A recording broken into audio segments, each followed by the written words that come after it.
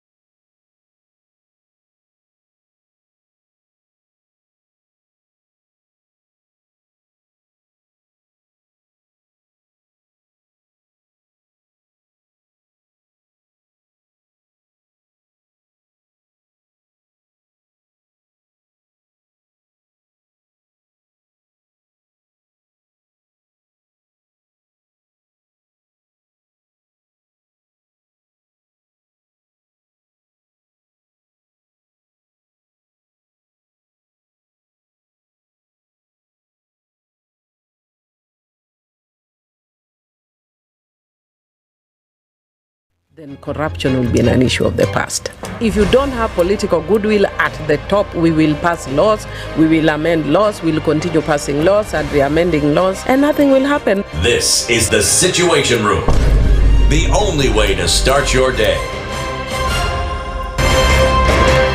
One of the things that are ailing our country is negative ethnicity. You find you as a state officer, instead of thinking as a Kenyan, you think like a tribal person. Let me tell you something. The biggest problem we have had in this country is a leadership deficit. There is nothing that you are going to do in the process of change if you are not a risk taker. So you really have to pursue your vision to a logical conclusion and even be ready to step on people's toes. When it comes to the economy, you can run away with it. They say statistics are like bikinis. They reveal a lot, but they conceal the vitals. And so government people would throw statistics at you and tell you they're revealing a lot of information to you, but it's really concealing the real vitals. We need to get out of that, because when we want to grow our democracy, one basic thing that really requires to be understood by the political class, by all of us, is institutions are critical. This is the Situation Room, the only way to start your day. In this country, 6 families and 8,000 Kenyans control 90% of the GDP. We are not a country. We are a plantation. We work for Ruto. When you're telling the judges court orders are papers or they will not obey court orders, they're sitting and you're seeking orders from them. So how are they supposed to interpret it? Isn't it an oxymoron? When you see a judiciary that seems to be under some control somewhere, you start questioning. We have very powerful governors, but they don't use their offices to serve the people. If you are not shameful to do what you are doing, why should we protect you? I'm human. Everybody's human. So when you're told, kuja tuongee, I mean, you'd be a fool to say, staki kuongea. Conversations have to be had, you know? People in leadership should only go into leadership if they are ready and willing to change the lot of the people. The Situation Room, Kenya's biggest conversation. Traffic.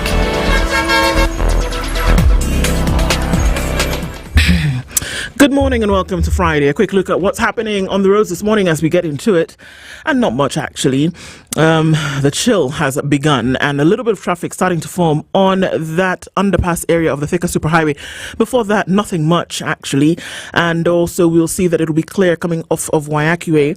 Very little coming off Mombasa Road at this point. It looks like it's going to be an easy Friday, but you never know what's going to pop off. We'll check and see as we get through it. We'll talk SpiceFM KE on X, hashtag the Situation Room. Mature, intelligent talk every morning. Spice up yourself.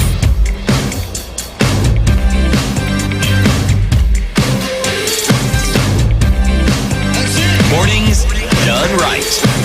94.4 Spice FM, Nairobi. A very good morning to you. And how many minutes after 6 is it? It's 10 minutes after 6. And karibu sana, getting into Kenya's biggest conversation for this morning. It's Friday. Do I look frazzled? It's... You look nice. No, as frazzled. In, Why would you look frazzled on a Friday morning? I don't know where my phone is. I don't know where my badge is. What am I doing? Is my phone outside there? I don't know. It's that morning, eh? It's that morning. Mm-hmm. Good morning, Dennis. Morning. Mambo freshi. Mambo kabisa. Yako ikoje? Mimi niko salama. Tunaendelea na maisha. Do you ever stop kuendelea na maisha? Unless Baba in heaven calls you. Well, mnajaribu. Let's say it like that. Mm-hmm. You know, I don't know where anything is. You don't know where anything is? Wait a minute.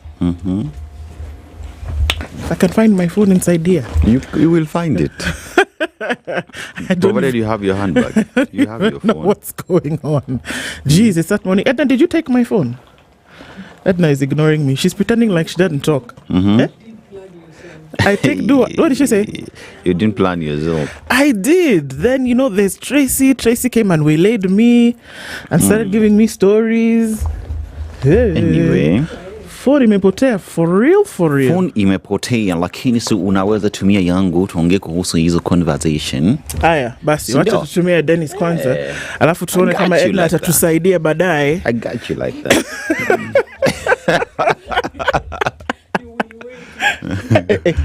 No, on a very serious note. Okay, guys. So a couple of as we get into Friday, getting into the end of the first week of May proper, rather the end of the first full week of May, and some conversations that we will have this morning. CT is still away, but he'll be back in a few clicks. We'll be back with him. Cindy, let's talk about some of the conversations that we'll be having today as we get into things proper.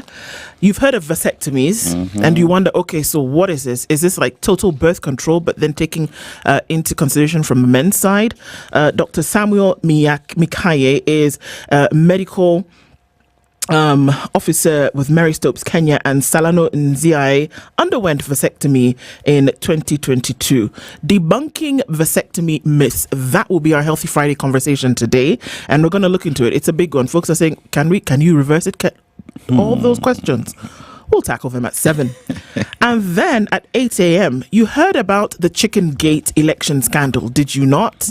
Yes, you did. Major James Oswago has been here before. He's the former CEO of the IEBC, and he's going to join us in the conversation as we revisit the Chicken Gate election scandal. What exactly happened? How much money was lost, taken, if any? And what exactly happened? Was it 30 million? Was it 50? Was it 50 million? Was it 100? What was it? We'll look into the details with him at 8 a.m. Those are around some of the conversations that we will have. And then at 9 o'clock, what do they say?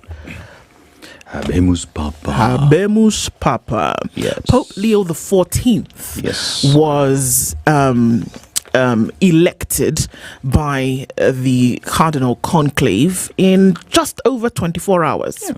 And we saw white smoke coming out of the Tower of the Sistine Chapel. And that happened really quickly. The first ever Pope from continental America, the United States, a Chicago born Pope. And that's around the conversation that we will be having around 9 a.m. We also have a new IEBC chair. We'll be talking about vote heads at the Vatican and vote heads in Kenya. So those are conversations that we will have at 9 o'clock today. That makes up our conversations for Kenya's biggest conversation in the Situation Room today. We can see you guys clicking into the room. Our live streams are up on YouTube, on Facebook, and on X. And we say Karibu Sana. Before we get into saying hello to you, let's hear today's proverb while I look for my phone. Okay. So proverb of the day, still in Tunisia, a great country. We've talked about a population of 12 million people, but got their independence from the French. And one thing that stands out about Tunisians is their couscous meals. The couscous delicacy that is synonymous with the Tunisians. But that aside as well, there's souk, a market where you can go enjoy their handmade attires. Talk about the metalwork that is there, including the architecture that is in Tunisia, and also the border Italy through the Mediterranean. And the next time you visit there, itabidi tumeenda, because they speak what? French and Arab. So it's majorly a Muslim population country, and part of the Maghreb region of the African continent. And our proverb of the day: a bold woman boasts of her sister's hair. A bold woman boasts of her sister's hair. This is very interesting. Okay, so because in the Arabic world, your hair, especially for a lot of women, generally for women, your hair, it adorns you, right? So your hair is a big deal. If you have this full, long, luscious hair, it's something to have of pride. And so if you are able, if somebody compliments you, it's something that you really take in and you really enjoy the compliment. If you are able to compliment somebody else, it speaks of enough confidence in yourself that you're able to then say it of someone else. So that's why it would be bold, that you're confident in yourself that you can say this thing that everybody takes so seriously. that you can find that there is good in somebody else. I think that's a great and then, proverb. It is also look at it from the aspect that in a Muslim country that is Tunisia, hair is something that not everybody gets to see because they're always covered up. So when a fellow woman compliments, it's because they've seen it and they know the value that is with hair. So, it's uncovered, and it's when it's uncovered, people are normally would be able to be like, wow. That's a great proverb. That you can be confident enough in your own to then be able to compliment somebody else. Something that humanity really lacks, It's true. Yeah. That we can all learn from, I think. Okay. Sawa. Let's take a moment and say hello to everybody who's clicking into the room this morning. Got your phone? Yeah? Have your phone? Imagine. I did. I found it. It was inside. Ednah told me it was inside. I should just check, and I found it hiding inside places. My goodness, it's that Friday, and to think today is the day that I woke up. I was early. I was ready. Same here. At least today I didn't see a cat. So today you didn't see a cat. It left. Life is not too bad. But by the time I was getting home, I ransacked that house upside down. Make sure that there is nothing. It's not here because I wouldn't have slept in peace. Of course not. Of course not. Right? Okay, so yes, we can see you guys clicking into the room this morning. We can't run away from the fact that it's always good to have you here. Not to forget that our live streams are up on YouTube, Facebook, and on X. As you click into the room this morning, tell us where you're clicking in from, and then we can, take a moment to say a big hello to you. And yes, we can see you. Good morning. Tuned in. I just know. And there he is. Rose Grace says, good morning, Spice team. Hope Mkosawa, Tukosawa Kabisa, blessed Friday and a great weekend ahead. Thank you so much. It is R's birthday. R tunes in every morning. Sometimes doesn't click in and say, but you know what? Today is the 9th of May. A very happy birthday to you. Happy birthday to ya. Happy birthday to ya. Happy birthday. We take a special moment to say a very happy birthday to you, and thank you always for being here and part of the room. And may you have many more. Don Sabwa says good morning, and as we continue listening, reading and discussing the 2025 budget, it's just but another magnanimous mongrel well curated by the oligarchs. How are you, Ndu and Dennis? Salamasana. The white smoke is out. Yes, it is. The white smoke is out on quite a number of things, but yes, indeed, there is a new pope. Good morning to you, Don. Desmond Oti says, good morning, everybody watching and listening. Ednah, it's Friday morning. Congratulations to America for being chosen, essentially for the Pope came from you, I think is what you're trying to say. Ednah Omeambiwa, it's Friday. I don't know what that means, but okay. It's Friday, so go ahead and enjoy that. Sawa. Oh, bas, kesho munaenda church asubuhi. Ile church munaenda that you go for a break and then you come back and finish in the evening. Do you go for that? Actually starts today. Today is the cooking day. Oh, so that you don't cook tomorrow. That you don't cook tomorrow, yeah. Oh, so now, Ednah, you mean if I come to your house tomorrow, you won't cook for me? Oh, okay, so Ednah says that if I go to her house tomorrow, she'll cook for me. So there's no problem. Okay. I'll put to me allowance. Okay. Also, then saying a big hello. Bwangi Juma is tuned in from says, good morning, Madam Ifoma. Ifoma has an E after the O, before the O rather. And the group, how are you this blessed Friday? Tuko salama kabisa. Mwalimu Danson says, good morning. Salimia the team. Good morning, everybody. Kenya ni home. Kutakuwa fine with time. Oh, okay. Optimism, yes. Yes, is optimistic. Kenya will be better with time. So, it's true. And it all gets better with time. Kabisa. There's a song like that, There's a song for everything when you want to actually think on it. Okay.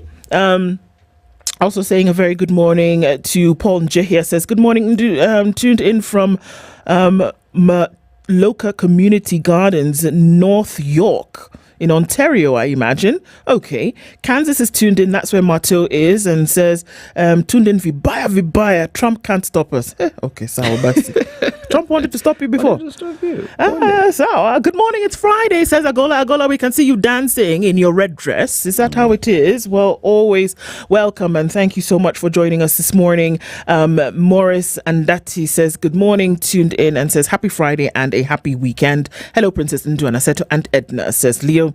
There's some allegations and rumors about tap to eat. The requirements of the biometric data to register into it, that state is using it to other than kids feeding. Alar? The school feeding program. Leo Buana. Allegations, where are they coming from? Me, when it comes to children and you want to jeopardize them, I feel very bad. So I hope that's not the case. Yeah. It would be interesting to see a little bit more into that and see what that all means, Leo. Kisa Daniel is tuned in this morning and he says, good morning, we are united na trophy ni yule watu wa Arsenal mkoje. That's a question. Watu wa Arsenal. Anne Gore is tuned in this morning and says she's tuned in from the beautiful city of Nairobi. It is Friday. Yes, it is. Brian Rono says, good morning, ni Furahi day. Yes, it is. Sarah Kalonzo is tuned in this morning from the capital city of Africa. That's Nairobi. You've decided, eh? Okay. Douglas Kibogong is also here. And he says, when are we going to Wamunyoro? When do you want to go? Bernardito says, good morning, Princess Ndu and Dennis. We have a new sheriff at the IEBC named EEE. Yes, indeed. Rahimtullah Omar is tuned in this morning and says, I always stay awake for you guys. That is amazing. And thank you for doing that every day that you do. Good morning, lovely ones. Happy to see you all, says King Dave. Good morning to you. John Mwangi says, what a beautiful day. Indeed. Robert Tobogo tuned in this morning from Ombaso. Carol Nyambura, we see you. Eric Awar is also here and says, welcome, Pope Leo XIV. Robert Francis Prevost, indeed. Moirori Njane says, good morning. Finally, we have an IEBC. Well, we have an IEBC chair. However, the perception of Kenyans will matter. Yes, it will. Nikobase, good people, says Willis.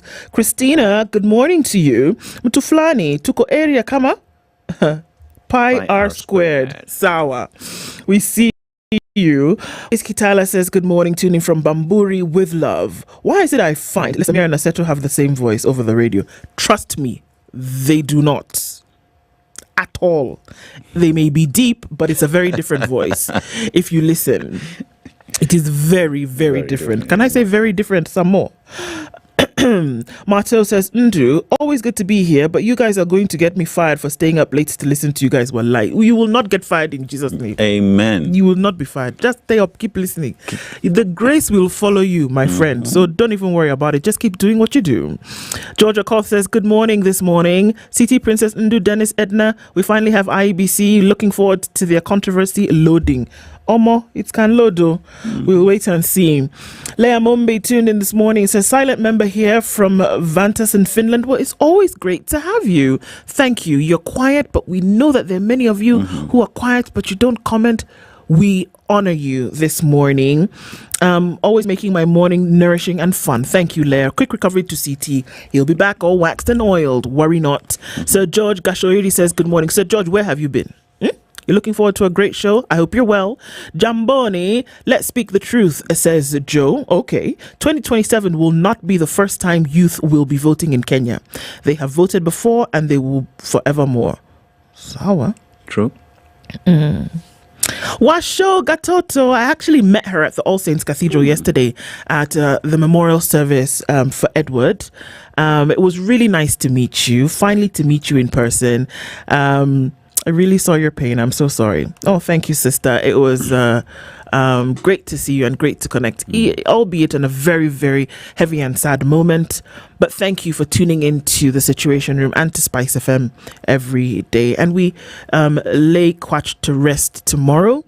And so, I mean, it was great to see that even folks who listen to SpiceFM were there to say, their memory and to say goodbye to Edward.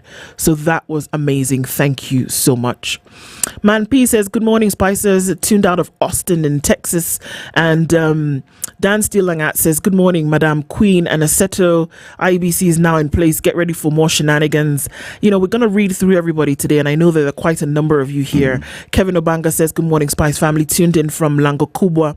I just feel rejuvenated every morning I listen to your conversations. I love you. Well, we love you too, bro. Glad you're back.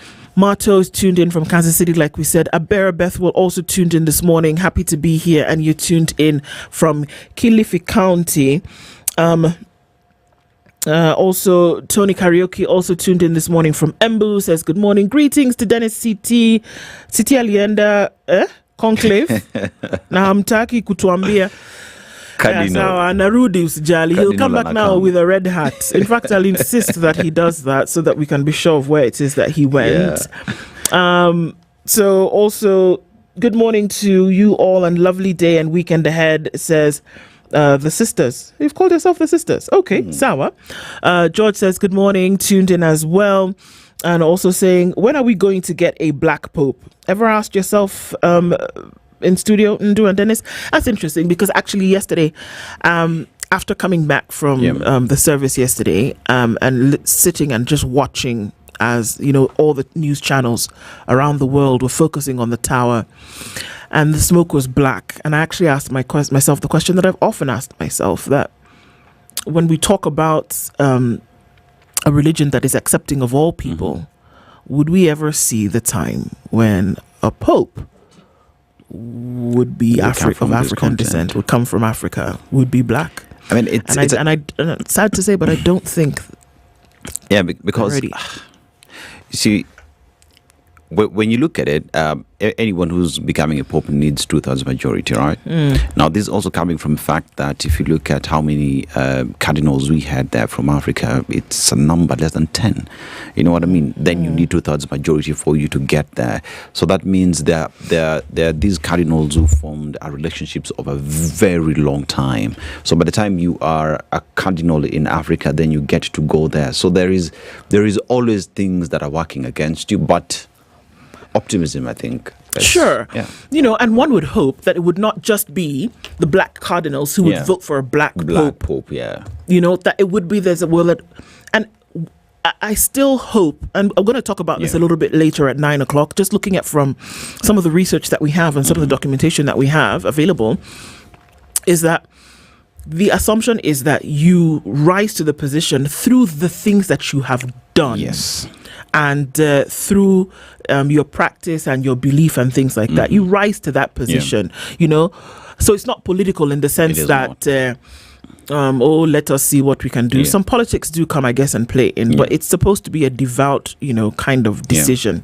But again, like I said, we'll talk about it at 9 and we'll have your input as well. Mato says, for the first black pope, Siwezi, after being an altar boy, you saw that it's difficult. Sawa Basi.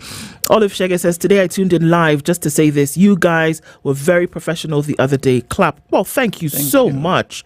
It's good to hear that during the interview with the Labour CS. Olive, thank you. It's always good to get that recognition. Asante Sana. Good morning, tuned in from Kennel. My take says, why do you need a black pope? Ndio mpeleke tribalism zenu huko.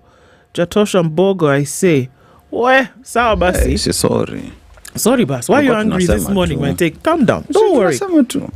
Everything is. Imagine everything is gonna be all right. Let me shock you. Growing up, you know, I was raised Catholic. Yeah. Yes, you said. Yeah, I was an altar boy until after high school. So I used to be the guy with the incense burner. Okay. You know. Yeah. So at some point, actually, I remember being hands were placed on me. I was supposed to be a priest, actually. You were going to rise up in the... I was going to rise through the ranks. Perhaps I would have been Pope who again? You choose your name. You choose your name, yeah. So, yeah, Peter. I was actually baptized Peter. Really? Yeah. See, Dennis. Yeah, I was actually baptized Peter. There is still time. Yeah. There is still opportunity. Should you decide that it is the life of the devout, sanctimonious and sacred that you will now imbibe, it is okay. Yeah. It's really okay. And you know, but actually getting to start partaking the Eucharist, there is an entire class. I remember when that. Yeah, I mean, we Anglicans do it as well. Yeah. So you get confirmed and all of this. Yeah, but now for you people who wanted to now rise towards leadership of the church, may have been a little bit different. Saturdays you go there, the Eucharist is there. You actually prepare it. You take the divine, the wine, and make sure everything is set. And I can see you thinking, perhaps. I can still think about it. Don't worry, we are behind you, bro. You would have been seeing you now as cardinal. But you see Mother of Apostle Seminary, we used to prepare the attire that the priest wears, prepared the previous day, make sure it's ironed, it's hung well, the colors, make sure it goes in tandem with the theme of the day, prepare the holy book, place it there, first reading, second reading. You guy. Acha tu tuache hapo. Sawa, it's okay.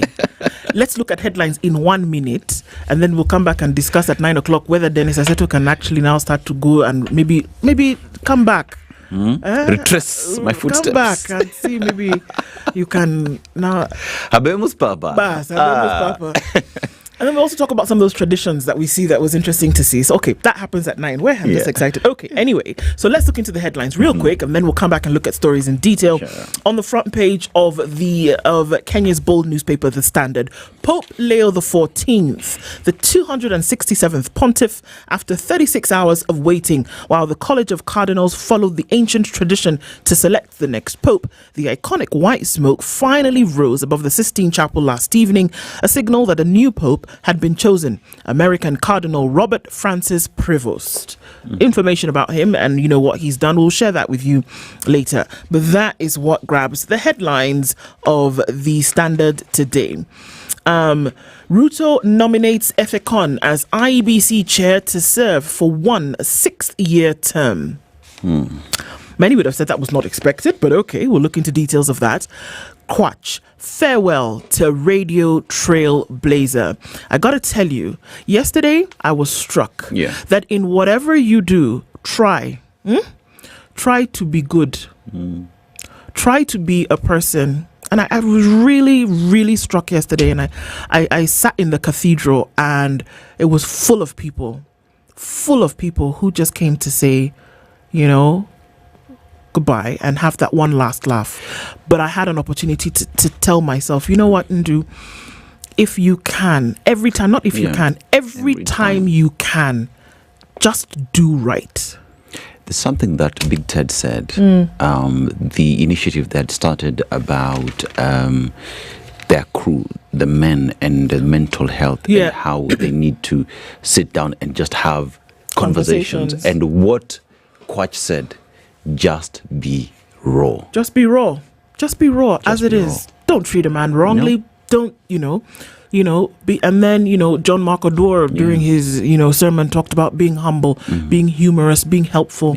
And then was one H. I can't remember what the other one was, but it was just, if anything, I remembered. And, Quatch allowed us to do that yesterday, to remember and maybe get a refocus towards where life ought to be. And as he's laid to rest tomorrow, he is not here, but his voice remains imprinted on the sands of time.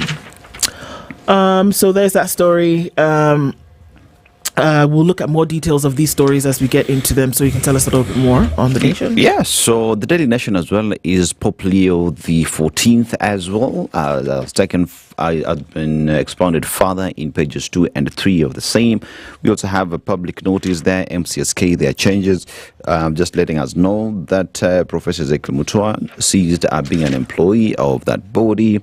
And as well as surprises, Ruto picks Ethicon as our IEBC chief. That is Triple E Erastus Edung Ethicon. We shall be looking deeper into that. And MP's aide driver communicated with his suspected killers, according to police. Police want 5 more suspects arrested in connection to the murder of Kasipula MP Charles Ongondo Were, including his security guard, driver and rural home neighbor, remanded in custody for 30 days to enable them to finalize investigations. So those who are closer to him apparently might have played a role. And court to rule on Mwilu's powers to appoint judges. Philomena Mwilu, yes. Okay. The Court of Appeal is set to determine a landmark judgment on whether Deputy Chief Justice Philomena Mwilu has the authority to appoint and assign judges to an expanded bench. Now, although the judgment expected today centers on the impeachment of former Deputy President Rigathi Gachagua, it is also anticipated to impact another high-profile matter, petitions seeking to dissolution of Parliament. And court backs lawyer demanding 1.4 billion shillings from KBC pensioners.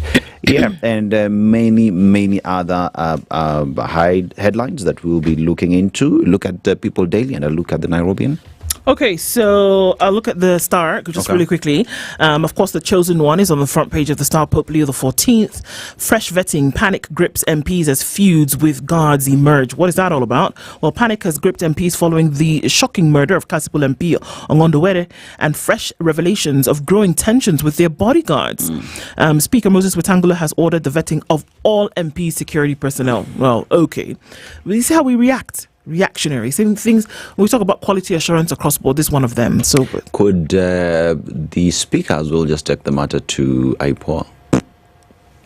Which IPOA? It's the one IPOA. Oh, okay. So it's the one who's mandated with checking the excess of police. Okay. Or IAU. Or they're now afraid that they will not deliver.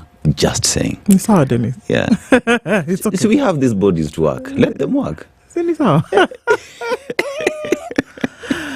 Budget cuts hit hard teachers and police recruitment. The same police that we are saying, okay, sir. The biting austerity measures implemented by President William Ruto's administration have delivered a big blow to tens of thousands of unemployed Kenyans, as would be the case. Siasa, public anger rises over bad politics and poor governance. It is coming out, whether you like it or not. Whether you neckney or you kidney, it's coming out. People Daily? Oh, no, People Daily. Business Daily. Good. All right.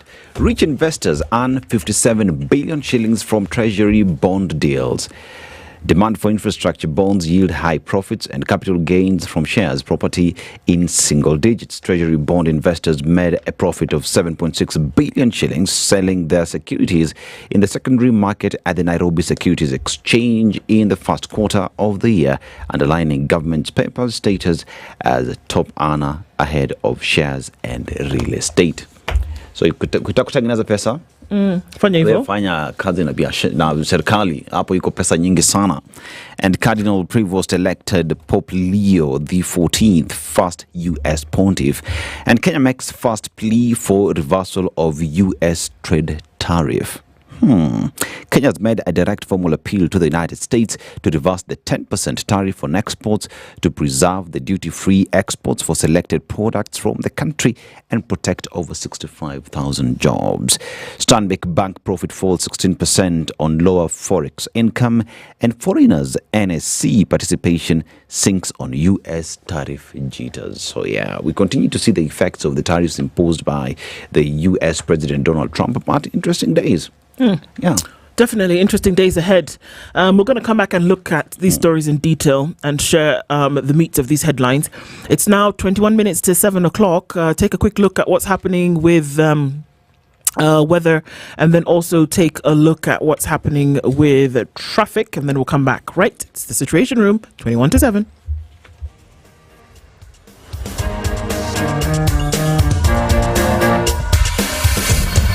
This is the Situation Room. The only way to start your day.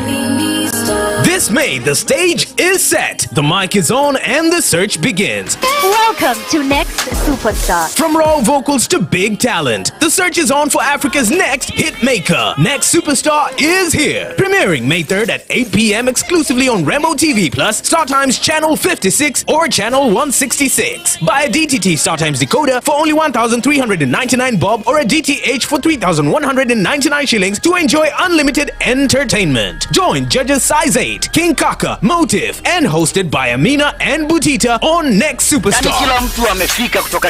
Renew your subscription on DTH Smart Bouquet at 1,199 shillings only or DTT Basic Bouquet at 749 shillings only. You can dial *858# for self-service or call our customer care on 0730 710077. StarTimes. Enjoy digital life. The weather with SpiceFM.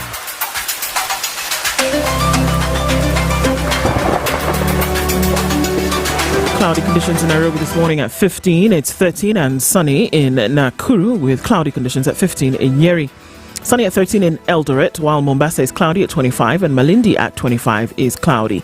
18 and sunny in Kisumu with sunny conditions at 14 in Kakamega. 19 and cloudy into Kampala, while Dar es Salaam with rain this morning at 24. It's 11 degrees and clear in Johannesburg, while Mogadishu at 26 is cloudy, and it is sunny at 12 in Addis Ababa. Partly cloudy at 27 into Lagos, with partly cloudy conditions in Kinshasa at 24. And Beijing, heavy rain going into a Friday afternoon at 12 degrees. It's 11 and cloudy in Paris and 7 and cloudy in London, with mostly cloudy conditions at 15 in New York.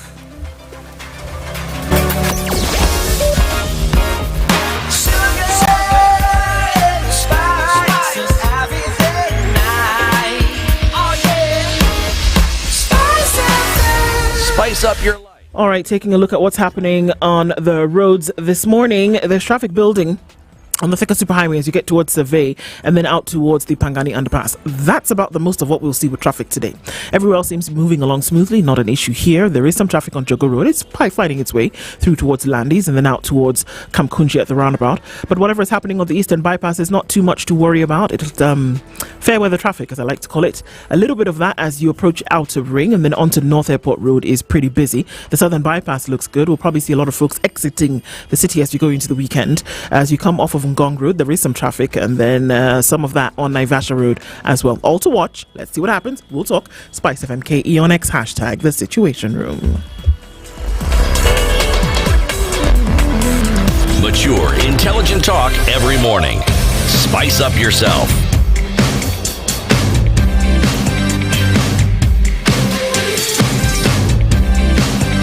Mornings done right. 94.4 Spice FM, Nairobi. All right, so looking into the meat of some of these stories, we know there's a new pope, but let's domesticate things a little bit, because there is a new IEBC chair, and is the man of the triple E's. Ruto nominates Ethicon as IEBC chair to serve for 1 6-year term. President William Ruto has nominated Erastus Edung Ethicon as the new chair of the Independent Electoral and Boundaries Commission. The president, in a statement issued by Chief of Staff and Head of Public Service Felix Koskei, said he had nominated Mr. Edung as the new IEBC chairperson, and if approved by Parliament, he will steer the Electoral Commission for a single term of 6 years. He also named 6 IEBC commissioners, who include Anne Jerry Derito from Nyandarua, Moses Alutalala Mukwana from Kakamega, Mary Karen Sorobit from Wasingishu, Hassan Nur Hassan from Mandera, Francis Odhiambo Adwol from Kisumu, and Fahima Arafat Abdallah from Lamu. According to Mr. Koskei, the nominations have been transmitted to the National Assembly for consideration and approval in accordance with the Independent Electoral and Boundaries Commission Act, as well as the Public Appointments Parliamentary Approval Act and the laws of Kenya. He said the selection panel recommended 2 candidates for the position of chairperson and 9 candidates to fill positions of member. Koskei said in recognition of the indispensable role of the IEBC as one of the cornerstone institutions of the country's democracy and a custodian of electoral management, the president has urged the National Assembly to prioritize consideration of these nominations. Well, we expected that maybe by the end of April this would have been done and dusted, but okay, a week into May, Parliament then has to really quickly do this and assent to this nomination, because there's a lot of work to be done. Yeah. There's less than 2 years, and maybe even before that, if all petitions and stuff notwithstanding, towards an election, civic education, continuous voter registration, etc., by-elections that need to be done so that you can fulfill the tenets of the Constitution when it comes to representation for those constituencies right now that do not have representation, as well as those wards. Indeed, there is procurement that needs to be done, from what we are being told, for the digital assets for election day itself. You know, there's a lot to be done. There's also, interestingly enough, so there's the brick and mortar of all of that. But then there's also the subjective, softer issues. And we say softer issues not because they lack as much importance or punch, but that you start to have conversations around, you know, do you need a national tallying center? Does the election actually, you know, finish at the polling station? And is that what you should take as, you know, those are conversations that need to be had. It'll be interesting to see which direction Ethicon and his merry band of commissioners take if they're now approved by Parliament. I think as well as just the election guidelines that they will come in place now. There's this entire conversation that has been had in place that we do not need the NTC, the National Tallying Center, and let's see how that will go. Let's see how it will go.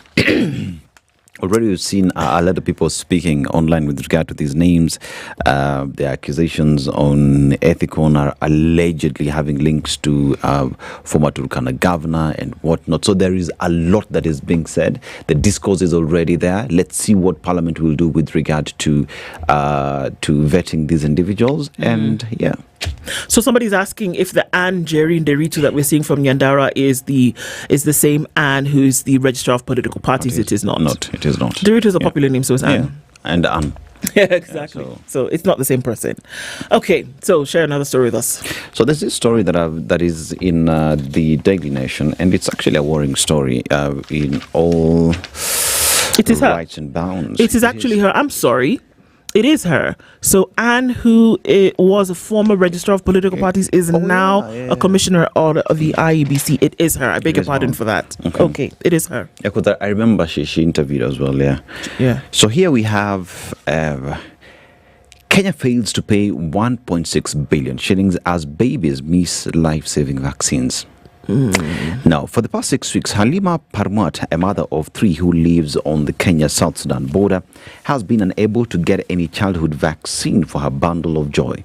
All the health facilities she has visited in Turkana County say they do not have even the polio vaccines. Her baby is among thousands of Kenyan babies born since January who may miss vaccinations due to stockouts.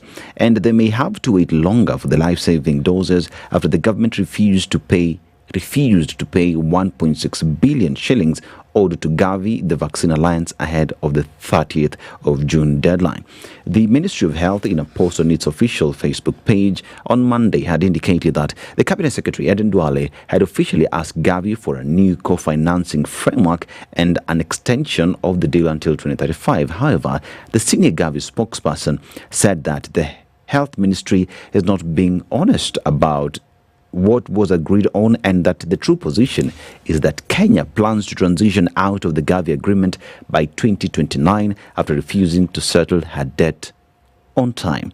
The co-financing is needed for Gavi so that Gavi can replenish the country's vaccine. A spot check by the nation over the last 1 week has established that at least 10 counties have in the last 3 months run out of BCG vaccine, polio, hepatitis B, tetanus, diphtheria, and DTP, tetanus, pertussis, HPV, and measles, rubella vaccines, as well as typhoid conjugate vaccine, pentavalent vaccine, pneumococcal vaccine, pretty much yellow fever, and malaria vaccines, which are all supplied by Gavi. What are you saying? That those vaccines now will not be available in the country? Is that what you're saying? The country does not have vaccines as we speak, especially in some counties, Nairobi included. For babies? Yeah, for babies. And even yellow fever vaccine, if you want to travel in the East African region, you must have the yellow fever vaccine. But you can't get it because the government allegedly has refused to pay 1.6 billion. When you say refused, how do you refuse? Why do you refuse? Why would they refuse? According to what Gavi is saying, the government has not paid them 1.6 billion shillings for vaccines that have already been sold. Maybe it's not a refusal. Maybe a tuna pesa. Tuna pesa? Okay. No, but this is serious because, if we look at BCG is the vaccine that you get a day after birth, if not the day of birth, just a couple of days after. Usually they'll give it to your baby as you're leaving hospital. But then if we look at a lot of these ones that you've mentioned, those are vaccines that are given to children within the first six months of life. If we're talking about pneumococcal vaccines, we're also looking at rubella. Polio. Yeah, polio, big deal. Yeah, because you see, people usually think of polio, but the veracity with which polio is, a single polio case is a health emergency. It is. A single polio case is a medical emergency. That's how serious it is. But here we're talking about, because according to what Gavi says, is the government is not being truthful about extension and co-financing of the same all the way to 2035, because apparently they have information that we plan to get out of the agreement by 2029.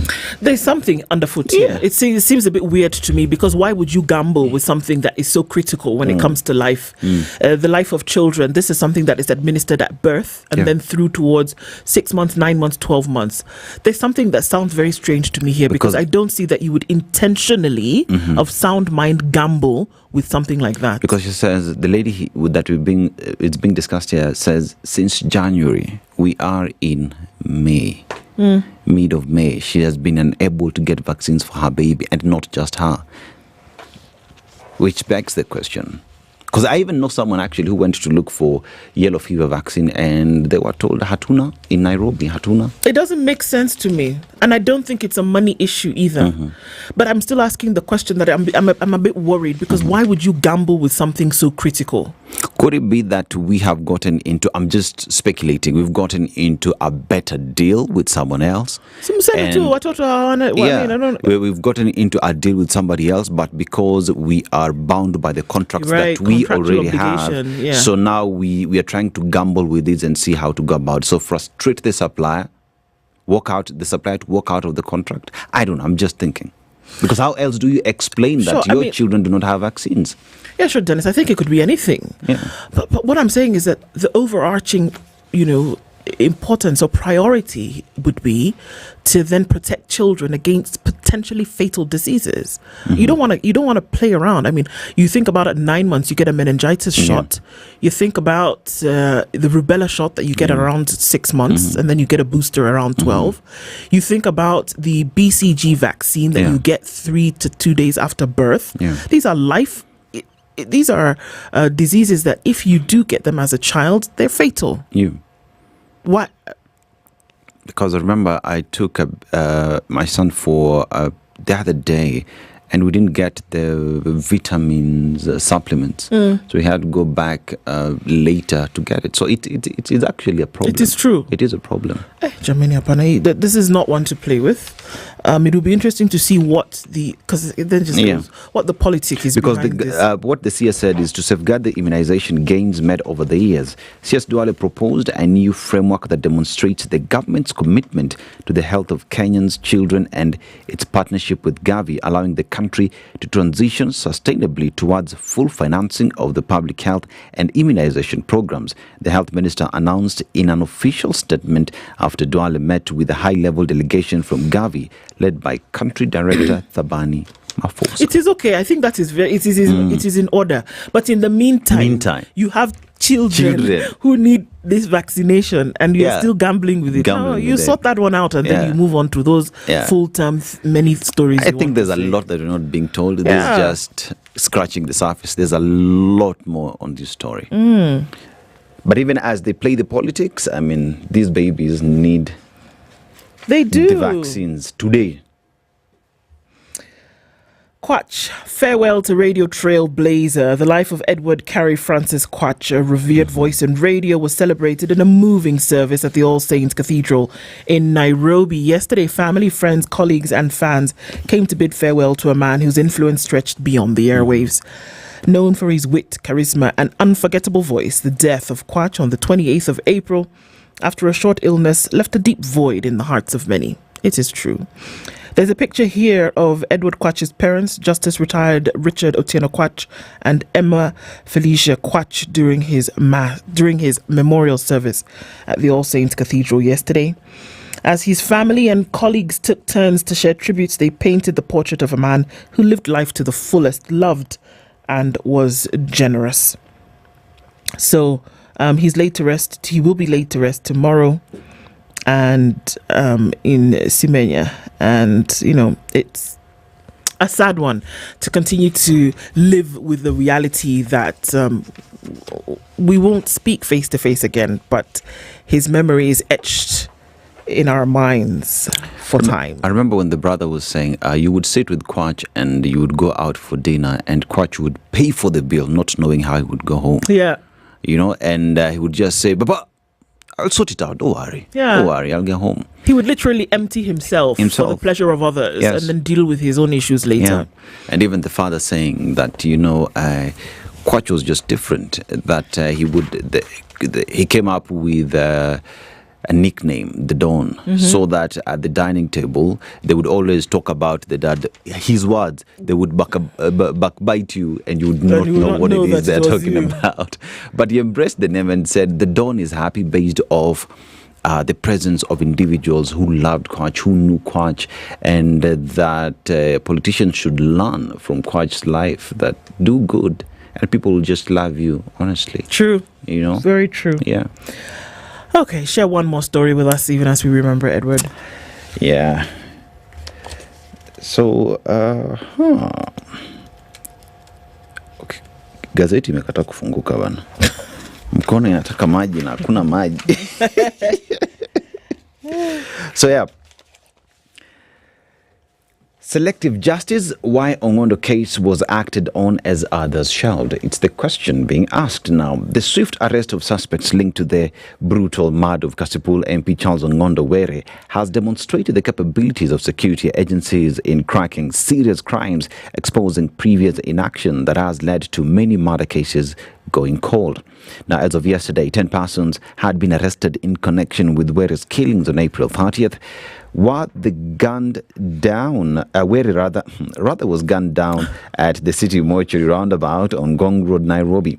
The killer, a pillion passenger on a motorcycle, shot Were 5 times before fleeing the scene. The suspected killer is believed to be among the suspected arrests. In a display of swift efficiency, the National Police Service has pieced together what they say at the last moments of slain MP. They have utilized surveillance and forensic analysis to identify suspects of the gruesome murder, who include the driver and bodyguard who were with him when he was shot. The danger in that people will look for alternative methods of solving disputes. It will create a market for hitmen and goons, because justice will seem like a preserve of nobility and not pleasantry. That is according to Byron Adera, who is a security analyst. And question being asked, justice, investigations, is it a right of every Kenyan, or is it a preserve of the nobles, of the wealthy, of the leadership of the country? And what does that perception do to the public? Well, I mean, is it a reserve is it a right for every Kenyan? It should be. It is, according to the Supreme Law. Yes. What it seems like is that it is a preserve of those who may have some kind of influence in society. And it's sad that we have to say that out loud, but, from what it looks like, that's what it would appear to be. Yeah. That you have to be a person of influence in one way or another, who, interestingly enough, has been selected to represent the people in order to get this kind of swift movement when it comes towards justice being served. And this is a conversation that Kenyans have had for a very long time, and perhaps we need to start looking at it differently, because people say, if you are a chicken thief, you will spend years in jail. But if you steal billions from the public coffers, you will walk scot-free and perhaps end up being a politician, representing a constituency, a governor, or even a country. True. Except if you're Waitito and then you've been denied bail again. And that is simply because you are not playing ball, allegedly, with the sitting government. So, Whoa! Those are the stories that we look at. Amanda. Healthy Friday conversation coming up at 7. Good morning. We shall see you tomorrow. So as we say, may the road rise to meet you. May the wind constantly be at your back. Will you be half an eye in heaven before that the bloody devil knows that you are dead? Peace.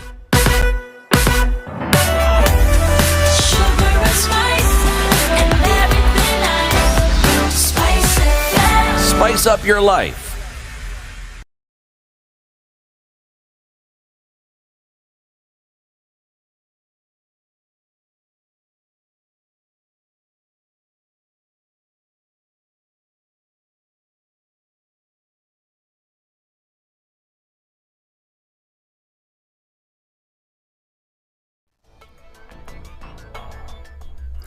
President William Ruto has congratulated Pope Leo XIV following his election as the 267th Pope of the Roman Catholic Church on Thursday.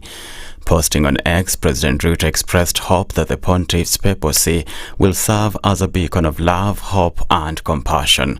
Ruto called on the Pope to uplift the poor, give voice to the voiceless, heal global divisions and promote peace, justice and the sanctity of human dignity.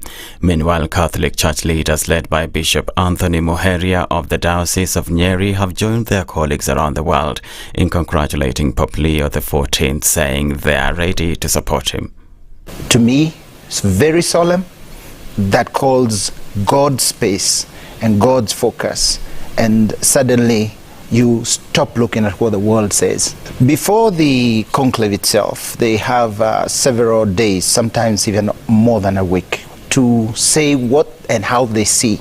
And so that is also a moment that has a direction of the Holy Spirit. It might not be like the conclave, but it's a moment of enlightenment, of discernment. Father Peter Githinji, who once interacted with Pope Leo XIV, has also congratulated the new pontiff, describing him as a servant leader. So we are happy that he is of a young age. This means he'll be able to interact with those before him and those in between and those who are even younger. And we are very happy and hopeful because he picked the spirituality and the name.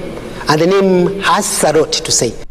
Pope Leo XIV was born in Chicago and moved to Peru in 1985, where he worked as a missionary before being made an archbishop there. He obtained Peruvian citizenship in 2015. Turkana Central MP Joseph Namwar has led residents in the area in congratulating IEBC chairperson nominee Erastus Ethekon. Speaking to our sister station Radio Maisha, Namwar said Ethekon nomination gives Turkana youth the courage to take up leadership positions. Yetu ili kumshukuru rais na kusema asante kwa uteuzi huo. Ilikuwa ni ya kipekee ambayo hakuna Mkenya alikuwa anatarajia kwamba Mturkana anaweza kuwa mwenyekiti ama wanaweza kuteuliwa kuwa mwenyekiti wa IEBC. Hii ni historia, hii ni uteuzi wa kipekee ambayo imeashiria haswa kwamba Mheshimiwa Rais Ruto anaelekeza nchi kwa upande ama kwa hile kiwango cha kupeana nafasi sawa kwa Mkenya yule yeyote, na kuhakikisha ya kwamba wale wote ambao pia wametoka sehemu ambazo ziko marginalized ama zile zilikuwa zimesauliwa pia wanapewa kipaumbele. If approved by Parliament, Ethekon will steer the Electoral Commission for a single term of 6 years. Health CS Aden Duale has launched the Kenya National Public Health Institute, calling it a major step in enhancing the country's ability to respond to emerging and dangerous diseases. The institute is expected to boost national preparedness and disease response. National Assembly Health Committee Chair Dr. James Nyikal welcomed the move, urging continued improvements in health services despite financial constraints. After it has been, we have established, the biggest thing now is to actually look at how we entrench it legally, so that we need an act of parliament to entrench it. Events of the recent years, from the COVID-19 pandemic to the Ebola outbreaks in neighboring countries, have taught us hard lessons. We must have strong institutions capable of acting swiftly and decisively to protect the health of our people. Microsoft founder Bill Gates has said he intends to give away 99% of his vast fortune over the next 20 years. Gates said he would accelerate his giving via his foundation, with plans to end its operations in 2045. Gates, aged 69, said his eponymous foundation has already given $100 billion towards health and development projects, and that he expects it will spend another $200 billion depending on markets and inflation over the next 2 decades. In a blog post, Gates cited an 1889 essay by tycoon Andrew Carnegie called The Gospel of Wealth, which argues that wealthy people have a duty to return their fortunes to society. That's the Newswire. I'm Edwin Lisamira.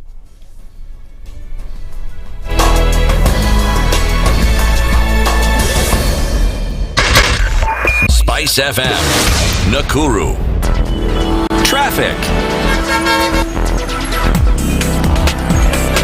All right, so what's happening on the roads this morning as you're getting into the city? We're seeing that a little bit of a build-up is happening on Gong Road as you get towards the CBD. Also, there's some of that traffic on Uhuru Highway as you get out towards the city. Not too bad, though. Haile Selassie with some traffic right around that Kamkunji roundabout as you then get towards railways.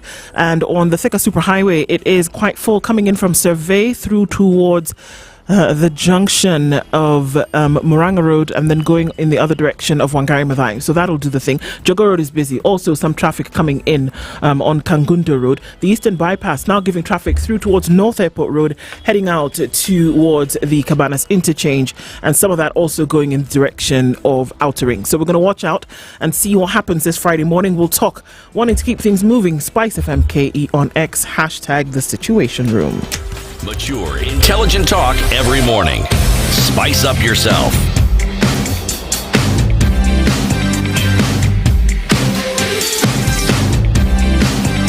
Mornings done right.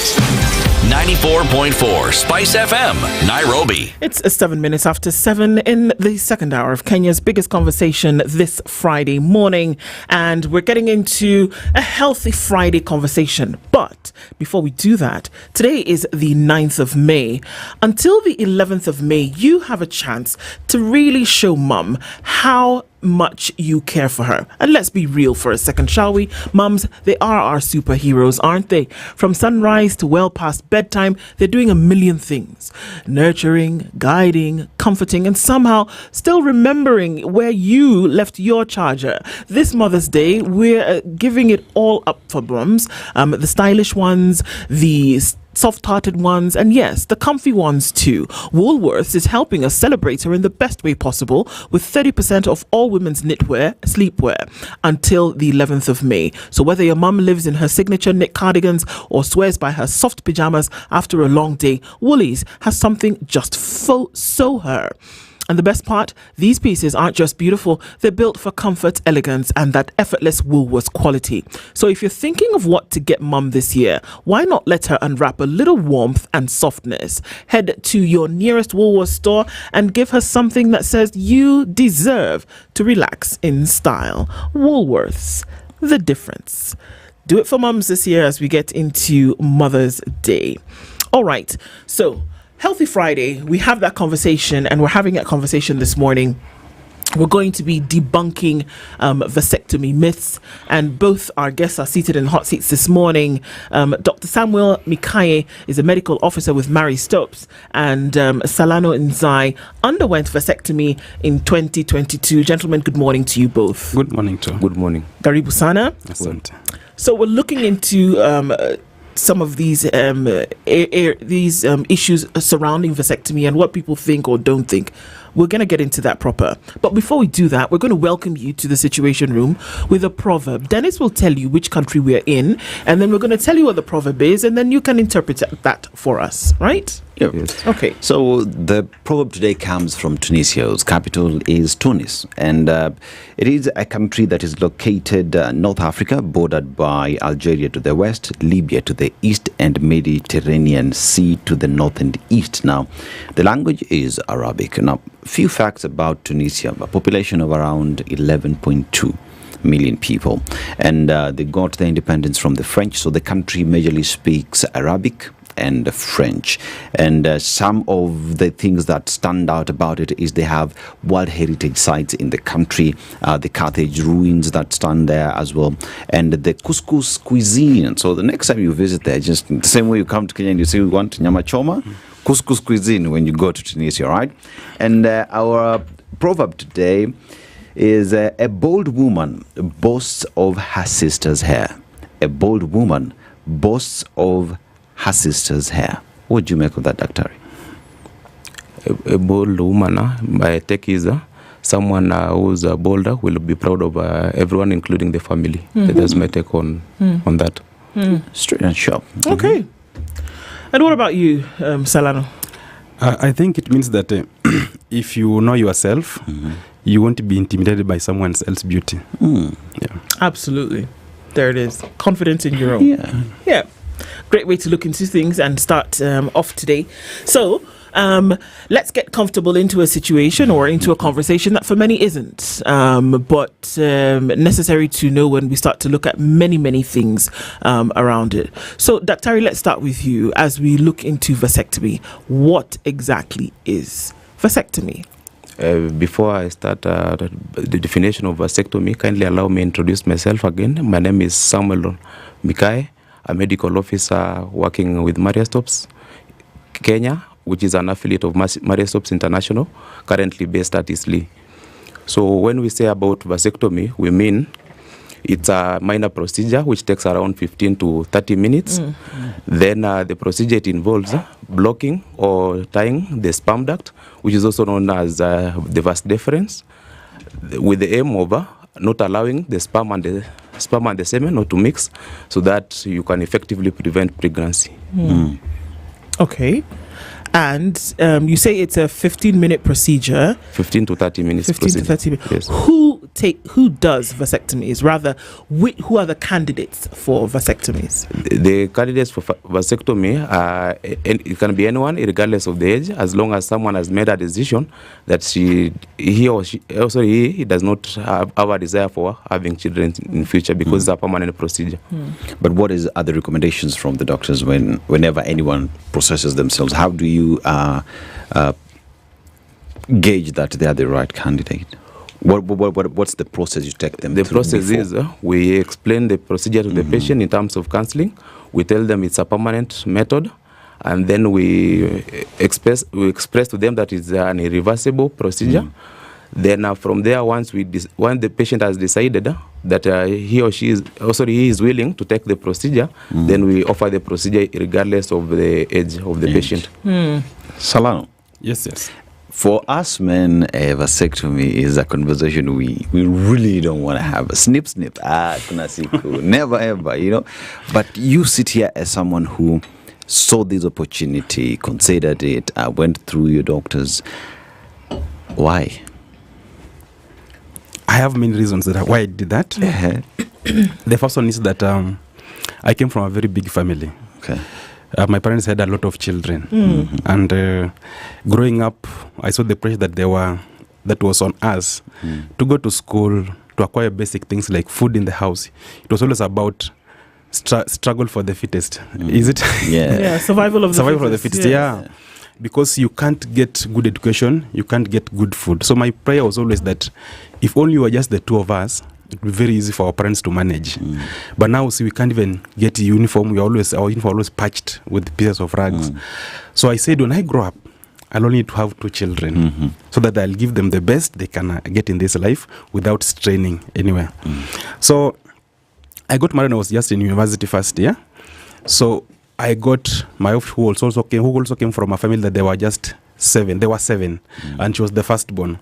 The parents were also just farmers, and she talked about having a lot of issue and pressure going to school because of that big family and no resources. So she said, if we just get two children, we'll be good to go. So I said, so we are on the same page. True, and then we are done. Let us get a boy, a girl, then we stop from there. But vasectomy never came in my mind. It was about family planning for women. So after campus, we got our first set of kids who were twins, a boy and a girl. So he said, we are done. There's something we're going to do. So what next? As everyone else knows that family planning is a women's thing. So I told her, you go and see what can work for you. So she kept on trying, and they were always very tough on her. There were adverse side effects that she was experiencing when she was going through family planning methods. She will try the injection, she will try the pills, she will try the coil, all of them were having she will sometimes just bleed for over, like instead of going for 4 days on her periods once in a month, she will even go 7 days, 3 times, for almost 3 weeks. Wow. Continuous, just bleeding. Sometimes she will I'll tell, remove that, you try another one again. She will begin adding weight, having acne. She will begin having blood vision. She will be having migraines throughout the day. Her sex libido just went down. So I felt like she was really suffering. So I said, okay, let us try the one that was somehow mild to her was the 5-year implant, which she took, and then on the 3rd year, before the expire of the 3rd year, the 5 years, she got pregnant again. So we got our third baby. That was in 2022. So the plan for 1 and 2 was out the window now, but obviously by the third one. The plan for 1 and 2, because now there was number 3. Yeah, the number 3 is already now here and unplanned for. Okay. But now we are happy that we have a baby. We're not regretting the decision. So now we said, what do we do now? We said, let us try something else. So when we were going for the clinics, one of the nurses suggested, now that you've said all these methods are always very, very hostile on your wife, can't you try vasectomy? And I was like, no. That's not something that's done for human beings, for animals. Because where I grew from, I saw it being done to cows and dogs, castration, and that's what it means. And that's what most men think about as vasectomy is just castration. That once you're done, you are finished. You are no longer a man. So she told me, you can go and think about it. So I went and did a lot of research on vasectomy. I did a lot of studies online, and I was looking up to what does it entail? Is it really castration? Can you perform after that? Because that was the fear. I'm still young and I have years ahead to go. So now I told my wife, what do you think about this? She told me, no. You can't do that because this thing is going to affect you. I better just keep on doing this. But I was also, she had sacrificed over 10 years in our marriage, and I think I should do something to help her carry this burden. So that's now where I went. I did more research. Again, went to the nurse. She told me, no, what you can do, speak to this doctor. He's a man who did it many years ago. He's a doctor and also a person who has done it, so he can give you good advice. So I took time. I called the doctor. He told me, yeah, I did it 14 years ago. And I'm fine. I'm performing. Nothing has changed. In fact, my marriage is even better than then. Yeah. So I was like, okay. So I should consider. He told me, come and meet me. So I met him. He convinced me it was a good thing to do. He was really encouraging me. I said, I think I should go for it. Okay. Yeah. So, Dr. Yes. What his initial fears are is probably something that a lot of people do fear. Is it actually castration, vasectomy? No, that is a myth. Vasectomy is a process where we block the sperm duct, and we block the sperm duct, also known as the vas deferens. We don't do any interference in terms of with the testes, so it's not castration as it's perceived. Though there are certain situations where maybe a patient can have maybe the testes removed under medical condition. It's called oculoctomy. So castration involves the crushing. We don't crush, and we also don't interfere with anything to do with the testicles. Yes, so it's not castration. Okay. You see, for a very long time, and I'll just put it the way it is, like the conversation on the street is jembe lazima ilime. You know what I mean? There is the fear associated with vasectomy that I'm unable to perform, you know. But here you are saying you went into it and you were given assurances that it is working.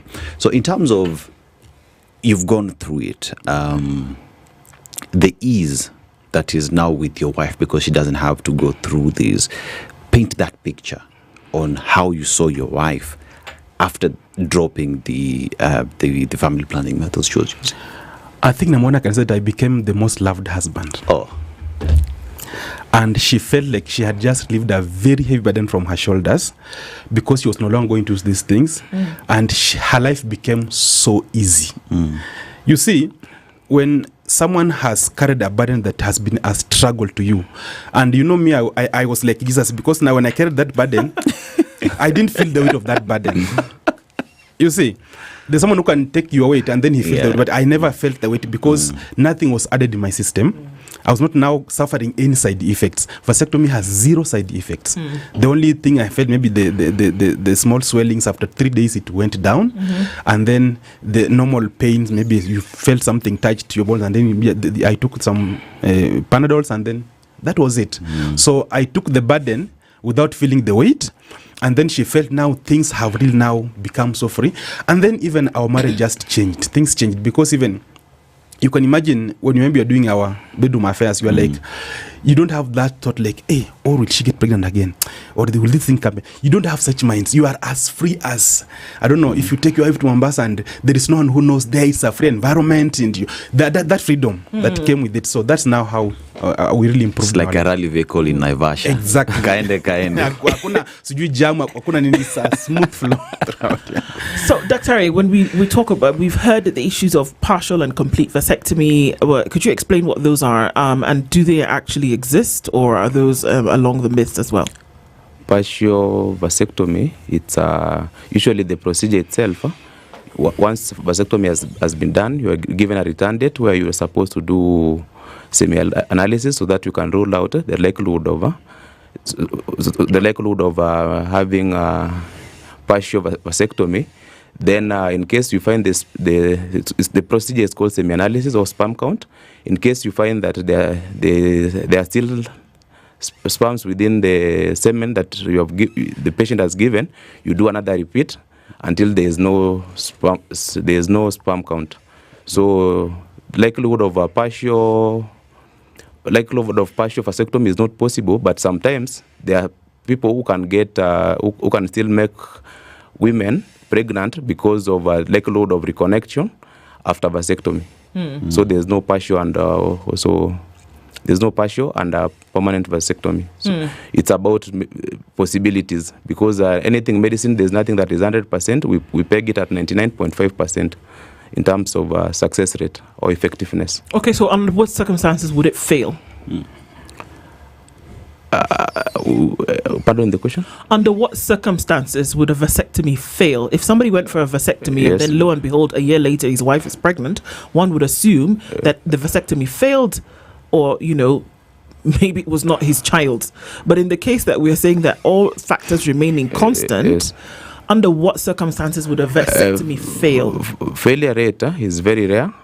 More so when semi-analysis after the 3 months, there's no sperm count. Failure rate is almost 0.5%. Yeah. So it's a 99.5% effective method. Okay. So is it possible for a woman, to get pregnant if her partner had a vasectomy?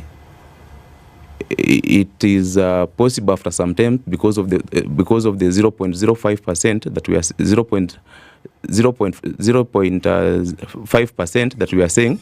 These are chances of maybe reconnecting after the vasectomy has been done. The physiology, the mechanism behind it is not better understood, but there are more research is being done on the same why they usually fail, but it's very rare. Yes. So today I've walked into a doctor's office. I've gone through the procedure.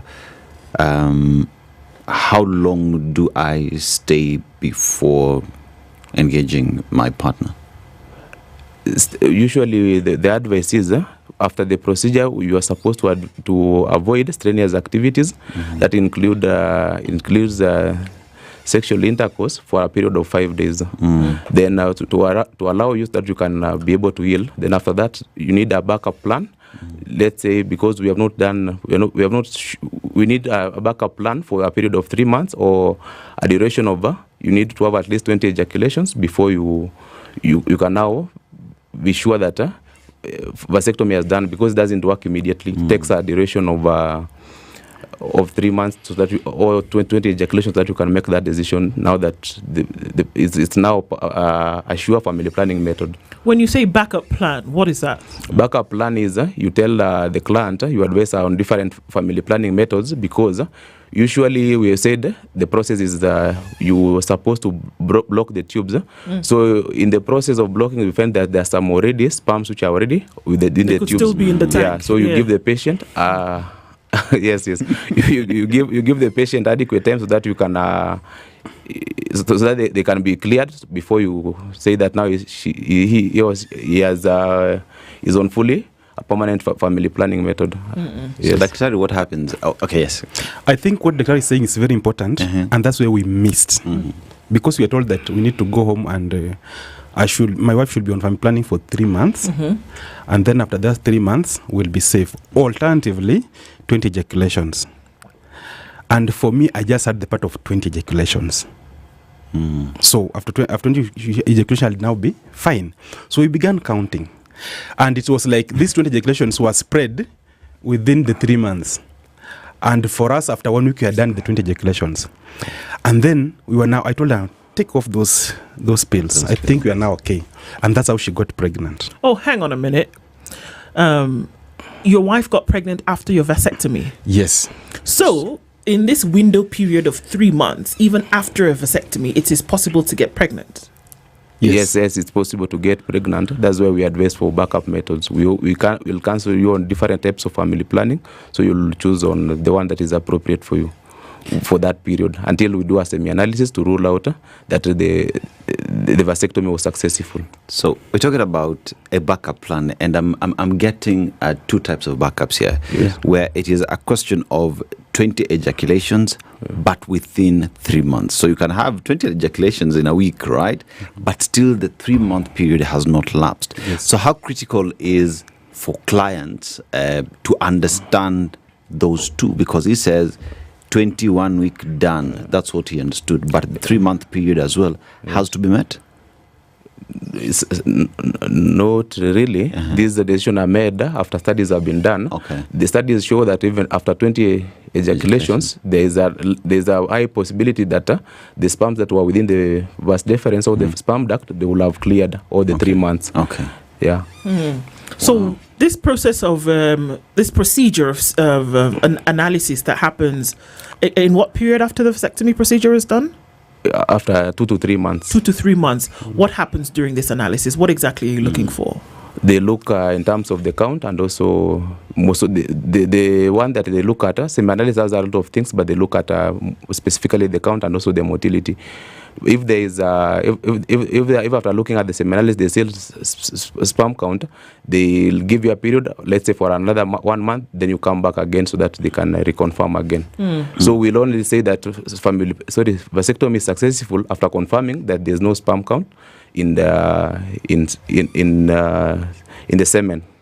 So maybe the case that is alluding to, I'm not sure if he came back for the semi-analysis before declaring. Well, why don't we ask? Right here. I'm not sure if he came back. You can tell us. Did you come back for semi-analysis? No, I became my own doctor. I saw this is 20 ejaculations are done, and I think we are good to go. So we never did analysis after that, but I did analysis after delivery of the child. Now I was like, and can another one also come again? But now I found I was now clear after that. So how many children do you now have? 4 now, 2 boys and 2 girls. You plan and God laughs. Yes. Essentially, maybe that's what he wanted you to do. So you were bringing your 2, she was bringing her 2. Yes. Right. So now you have 4. Yeah. Did you regret? No.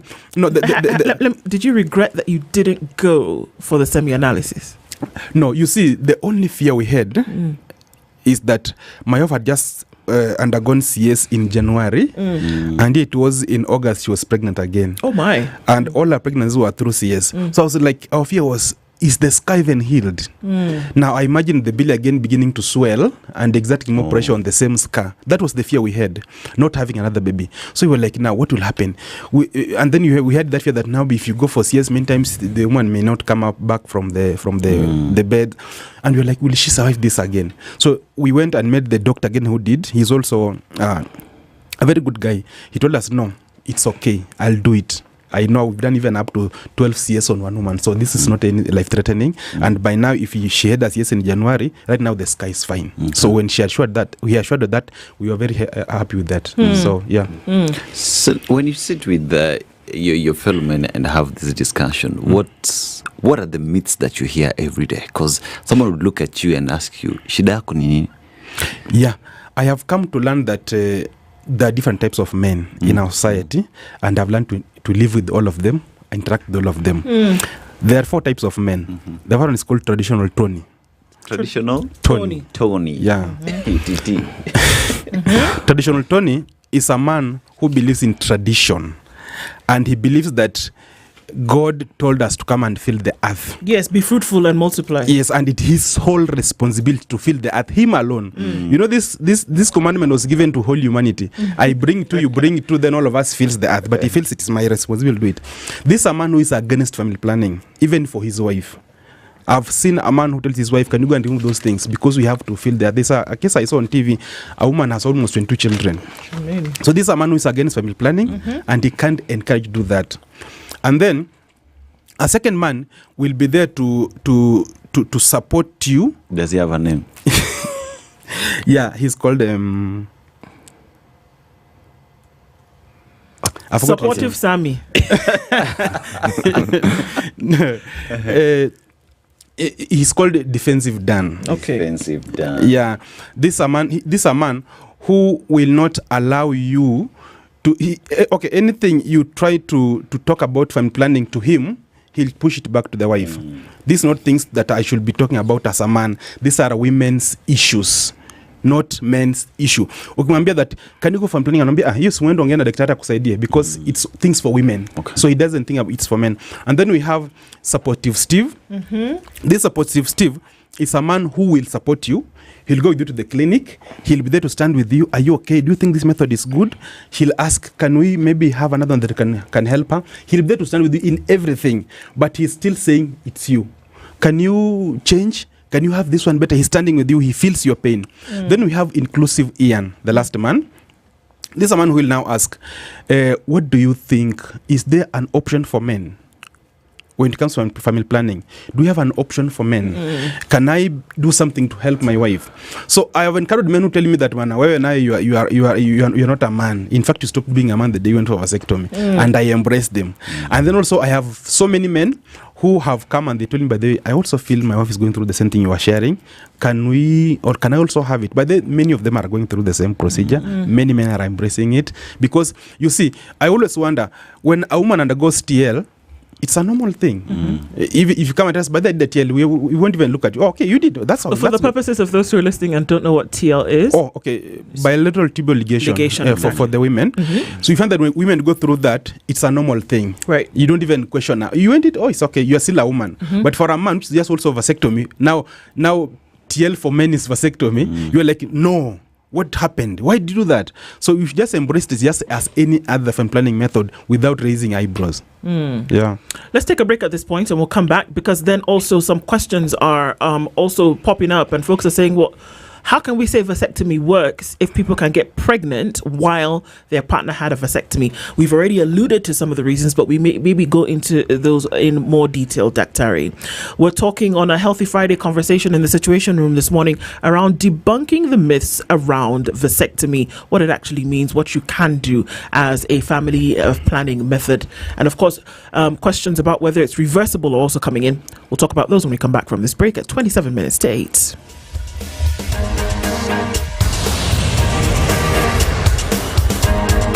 This is the Situation Room. This is the Situation Room. The only way to Give it up for all the effortlessly chic moms out there. Get 30% off women's knitwear and sleepwear until 11 May. This Mother's Day, we're celebrating everything that makes her one of a kind. From her love of timeless knitwear to her obsession with all things comfy, Woolworths has everything you need for her perfect day. Shop in store now. T's and C's apply. Woolworths, the difference. The weather with SpiceFM.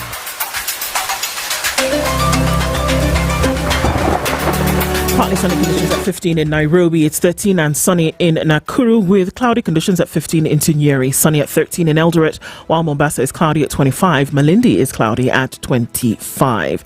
It's 18 and sunny into Kisumu, while at 14 Kakamega is sunny. Cloudy conditions at 19 in Kampala, while the rain continues at 24 in Dar es Salaam. It's mostly clear at 11 into Johannesburg, while Mogadishu at 26 is cloudy. Addis Ababa is partly sunny at 12. Partly cloudy at 27 into Lagos with partly cloudy conditions at 24 in Kinshasa.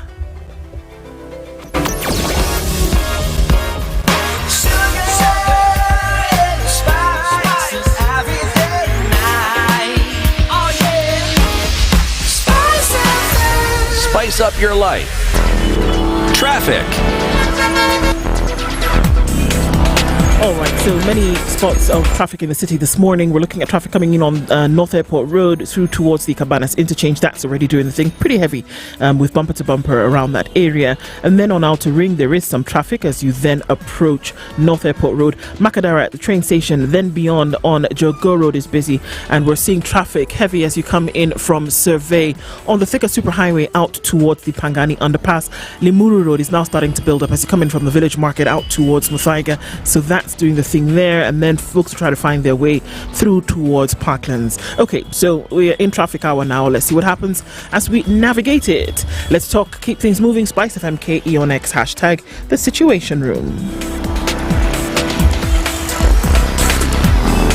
mature, intelligent talk every morning. Spice up yourself.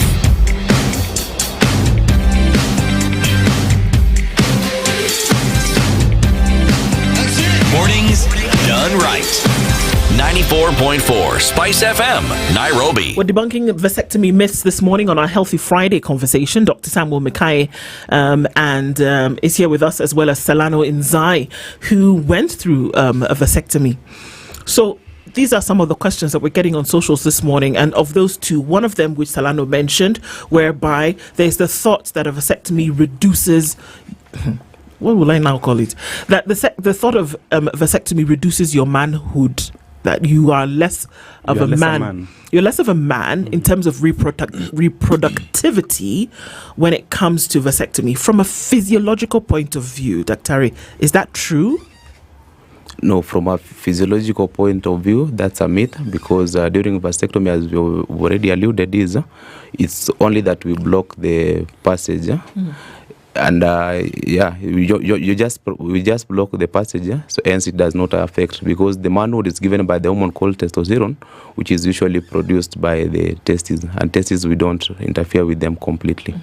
Yes, so there's no possibility of interfering with the manhood. And there's also a common myth that maybe if someone who has undergone vasectomy, the likelihood of ejaculating is not there, but that's also a myth, because usually the ejaculation has 5% sperms and also 95% in terms of semen. So still the person who has undergone vasectomy will be able to ejaculate.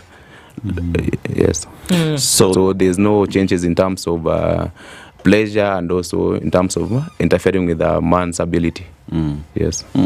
There is also fear that it affects libido, does it? No. It doesn't affect libido, because it's only that you have blocked the pathway, so it doesn't affect libido in any way. Because still the hormones, it doesn't affect the hormones or anything, so libido will be still there. Unless maybe there are also confounding factors. Maybe you have other issues apart from the vasectomy itself. Yes. Are there any side effects after this procedure? There are likelihood. There are some risk factors, but which are very rare. One of them is infection, but we usually give our clients antibiotics. There's mild pain, but we give them analgesics. So those are some of the possible side effects, but they are very minimal. Okay. As opposed even to the benefits that you will accrue as a result of vasectomy. Okay. So you talked about there being a plugging, right? So you're closing off I guess the same thing that would happen with the tubal ligation in women. Sure. And you said before that it is a myth that a vasectomy is reversible, but we still seem to have the idea in our heads that if you plug something, you can unplug it. So can that happen with vasectomy? Somebody can change their mind, Dr. and decide, okay, I did this thing, but then down the line I've realized, okay, maybe I don't want this anymore. Can you go back and reverse things? The answer is yes and no at the same time. The reason is vasectomy locally, we are not able to reverse it locally, but internationally there are conversations that are ongoing about the possibility of reversal, but it cannot be guaranteed. What would be necessary to have a reversal done? Because I mean, the picture you paint was like you plug a hole, or not a hole, but you kind of like you clamp something, right? So can't you just unclamp? I may be simplifying a process here, but usually the procedure is done. It's usually you cut and also tie at the same time. Okay. So it's like they are trying to reanastomose, so to bring together the tubes that are already tied. Okay, I see. Yes. So I'm sorry to just liken internal procedures to plumbing, but I imagine that there is a pipe that the plumber was fixing in the kitchen the other day, right? And that there's a part of this pipe that he had to remove and tie so that water could flow in a different direction, right? Sure. So now if we're saying that actually I want this pipe to be brought back, so would you then be able to remove the parts that have been tied off and then rejoin them? Is that the kind of idea that you would be looking at for the flow of water to then come back? Locally at the moment, that is, it's not possible, but globally there are those discussions. So that's exactly what they would want and to do. They do that globally, but I'll go check more on it. Maybe in the next deliberation, I'll shed more light on what they do globally. But as much as they say that is reversible, they cannot guarantee of the likelihood over you regaining fertility. Okay. Yeah. So Salano, yes. So you've gone through the process. You are in your healing process. One would assume that because people associate that procedure with extreme pain, and pain in that area for men, how it is. You can't even talk about it. I mean, you can't even talk about it because it's uncomfortable asking the question. But okay, yeah. There is that association of pain in the area. Just explain to us how it was, if you're able to go about your business the normal way during the healing process. How was it for you? Because one would say this thing is painful, that I need maybe to stay indoors for a week or 2 months before I heal. Is that the case? No. On the D-Day, when the procedure is being done, there's this local anesthesia that is used. So during the procedure, just make stories with the doctors. There is no pain you are feeling at that time. Because you've been given the drugs, it's a very comfortable procedure. After that, as he said, it's like maybe you had a razor cut on your finger. You just feel like, or a knife cut. There's some pain. So you are like, oh, something happened on my balls. Then you'll go and take the drugs. It's just the pain killer, the normal pain. Then it's not something that a big incision was made and then there was a stitching that was being done. It's like a very small incision that it's only it's just one stitch that is put to cover it up. So it's not something that they open up and then they do that, then they sew it back. No. And then I was told maybe 7 days I'll be fine. So I was in the house. I was just told don't use a motorbike or a tuk-tuk. Just be humble. So for that 1 week I was very humble in the house. After that I went back to my duties. Okay. So we can't run away from the fact that even as you had a vasectomy, your wife did get pregnant in that period. And these are some of the questions that we're seeing coming on socials this morning. Dave asking and saying, well, here we have somebody who's actually telling us that he had a vasectomy, but his wife still got pregnant in that period. We talked about it a little bit, but let's understand why, from your perspective, that happened. And then we can look at it medically and say, this is what you must do to ensure that it doesn't. We'll start with you. Yeah, so I think it was a simple thing that I was told to do. I was told once the procedure has been done, there are some sperms that have escaped into the pipes, not the tank. The tank is well secured, but into the pipes. So maybe you must ensure that the airway is cleared before you have unprotected sex. So for this period, you need like 3 months to have your wife on a family planning method that he was calling a backup, and then as you wait for the 3 months to elapse, and also maybe cover the 20 ejaculations. After that, go for a sperm count. After you have verified that now you are okay, we cannot tell you go ahead, now you are now fine. But for me, after the first week of healing and the second week of hitting the target, we said you are okay.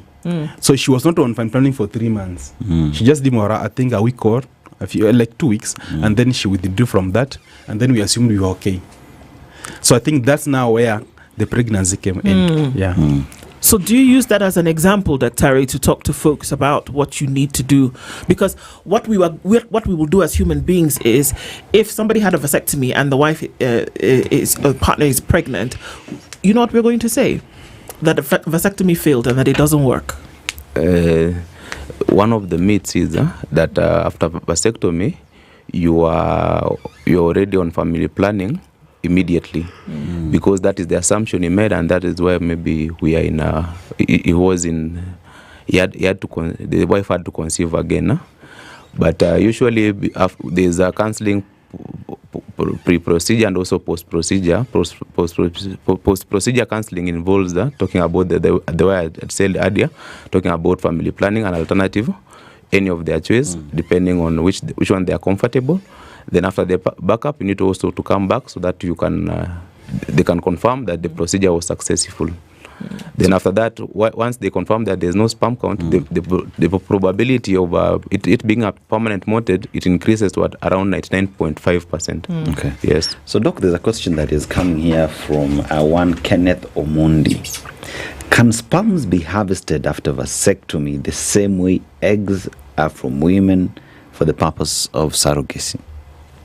That conversation, I'm not very sure if it's within the country, but while I was reading it somewhere, I saw it was possible. Sometimes you can harvest the sperms even before the procedure, so that you can put them somewhere under a cold chain. Then, in case there's a change of plan in future, you can use them. But I don't think Africa or Kenya as a country have reached at that level. But maybe I do more research if it's possible in Kenya, but I don't think so. But globally, it's possible. I think I checked on that, and there's a hospital here in Nairobi that does that. After vasectomy? Yes, after vasectomy, and you feel you need your sperms extracted. There's a name they call it. Yeah, I saw this the hospital here in Nairobi that does that. Okay. Yeah. So they can extract, then they can at least then. And they can be stored for future use if you decide you want to have a child. Or if I want a child today, I can go there, extract, then they. Okay. Okay. The issue of blood type is coming up, and folks are saying that because of the fact that we all have different blood types, that in vasectomy this matters as well. Is this a myth that you, based on your blood type, if you did have a vasectomy, things could actually go wrong, and or for some people it would be fine, but for other people it would be a disaster? Is that true? That's a myth. There's no relationship between the blood type and also with the vasectomy. Yes. Yeah. So, Salano, yes. I just want us to talk in terms of. So here we are having a discussion about family planning, right? Use of contraceptives, and this has been left predominantly, especially in African context, pretty much across the world. It is a woman's thing. You know what I mean? But here we are having a discussion about the need of men equally to play their role in this conversation, so we have, like you say, your wife had different side effects with regard to contraceptives she was using. How critical is it for men to equally jump on this bandwagon and be solution providers, other than dismissing it as being a woman-only affair? I said, I'll repeat again. I said that the word family means me and my wife. When my wife is out of the picture, I'm no longer family. I can't be family alone. And when I'm out of the picture, she can't be family alone. So family is about me and her, and then maybe with kids. So when we talk about family planning, it's the two of us planning for our family. It's not about women. So it's no longer family planning. It has now become women's family or women's planning. Yeah. It's no longer family planning. It's women's planning. Because you find that in most cases, even a man will ask you, why do you get pregnant? Are you normal? Why are you getting pregnant at this time? Can you see the economy? So it's like, now, why do you get pregnant? Yet he's done. It's like she went and picked the pregnancy from the road, not him. So yeah, we always stay away. Yet we are the cause of all this. So it's something that you have to sit down with your husband and wife, and then you discuss about it. So we say that even the doctor told that family planning methods have no side effects. But if I tell you that now this thing has no side effects, maybe I'll tell you a mango. If you eat a mango, you don't feel anything. But if you take something like alcohol, then you feel your head is going round. That's a side effect. If I can take a drug and then I see I'm having headaches throughout, there's a side effect. When you see I take something, then I'm just adding weight, or I'm reducing, or I'm just becoming, my face is coming, a lot of pimples coming on my acne. That's a side effect. If I used to go for periods for 4 days, once in a month, now I'm going 7 days, 3 times in a month, that's a side effect. And this is one of the things that's even making marriages break. Marriages are breaking because of family planning methods. I have a lot of cases coming to me, like a woman told me that for me and my husband, there's no method that is working for me. I've tried all, but I have a lot of side effects. Now, it's now 2 years, we never spend on the same bed with my husband. Because if I go and sleep with him, I'm going to get pregnant. Now we have 6 children. Now it's like that marriage is dying. Yet if they have 6 kids and they're satisfied, it's as simple that this man can just take a procedure and be in his happy marriage and save this wife from that. Because most women are really sacrificing for their family. When you see a woman going for family planning method, it's not that she's happy about it, she's sacrificing for this family. So is it also very hard for us men also to try and sacrifice also save the family? Yes. So I think it's something that we also just come and say, no, this is a burden that we can carry, both of us. If you've tried and it's not working for you, can I also try? Okay. Yeah. Doctor, is there an age limit to which vasectomy then can be performed on men? No, there's no age limit on which vasectomy can be performed in men. The only thing that you will consider is being a permanent method, you are supposed to make sure that someone has already made a decision that there's no future desire for children. Yes. But as a medical profession, is occupying there is no age. If an 18-year-old shows up, how do you approach that? Or a 16-year-old? And they've made the decision out of high school, say, I don't want to ever have children. Usually, before the client accepts any procedure, there's a provision where you are supposed to, the client is supposed to sign consent. But within Kenya, there are decisions where someone can make a decision, but he needs a guardian or someone to witness that decision. The procedure has been explained to the client, and the client has understood, and in the language that he can understand well. The indication and also the contraindication. And witness sometimes can be the parent or even a guardian. Yes. So in your profession, because there's the aspect of autonomy, the matters there, like someone has the ability to make decisions on. Yeah, but they need a witness because of the cutoff limit in terms of the Kenyan law. You want to add something? Yeah, I think, and I've been having an issue with that, I think there should be age limit for this thing. Because I've seen when people coming to my timeline, they're saying that I regret doing vasectomy. I did at 22 years old, 23 years old. So I'm like, at 22, what do you think about family? Maybe he just felt like girls are taking family planning methods while in high school to prevent pregnancy. Then he said, let me also do it to prevent giving girls pregnant. Now he reaches around 25, 26, 30 and says like, now I think I need a family. And so I always tell guys, I think be at least 35 years and above. You have had your family and you are making a mature decision. I know that I not regret the thing ahead again, because I know I already have my children right now, and I have discussed with my wife, and I think we don't need any other child. Plus, we're also looking at the age of, just to add to that, I imagine that what psychologists tell us, what that learning experts tell us, and formative experts tell us, is that it is at that age of 25 where you are now fully psychologically mature. That at least you've reached your maturity at that level, at that age of 25. You can't be making lifelong decisions at 18 or even 19. That it's at 25 years old when you can say, okay, fine, this person. We're also looking at physiological forming of the brain, which finally happens at that age. And so that's now when you can actually make those lifelong decisions, and then I also think do that with some information. Apart from just having maturing at 25, when it comes to vasectomy, you need more than just 25. Because if you have to go for vasectomy, also look at your history with your wife. Do you think you've been having cases of mistrust in our marriage? Our marriage could end any time from now. You can't, if you are 25, when did you marry? I think we are not 35. If you've been married for around 5 years, 10 years, you can now make a sound decision when it's come to family issue, not just other issue, but their family issues. Now, me, I did when I was thinking I was in my 13th year of marriage. And from that period, we had developed a very strong trust with my wife, and I knew where we were going and where we had come from. So it didn't take me a lot of thinking about it. But I've been seeing comments like, if your wife leaves you, what will happen? If your kids die, what will happen? So such things. But Dr. Perhaps is that maybe a conversation we could start having in the medical circles in terms of an age limit? An age limit where we need to start having discussions on this. That issue is I choose to hold my thoughts on that. I choose to hold my thoughts on that. Yeah.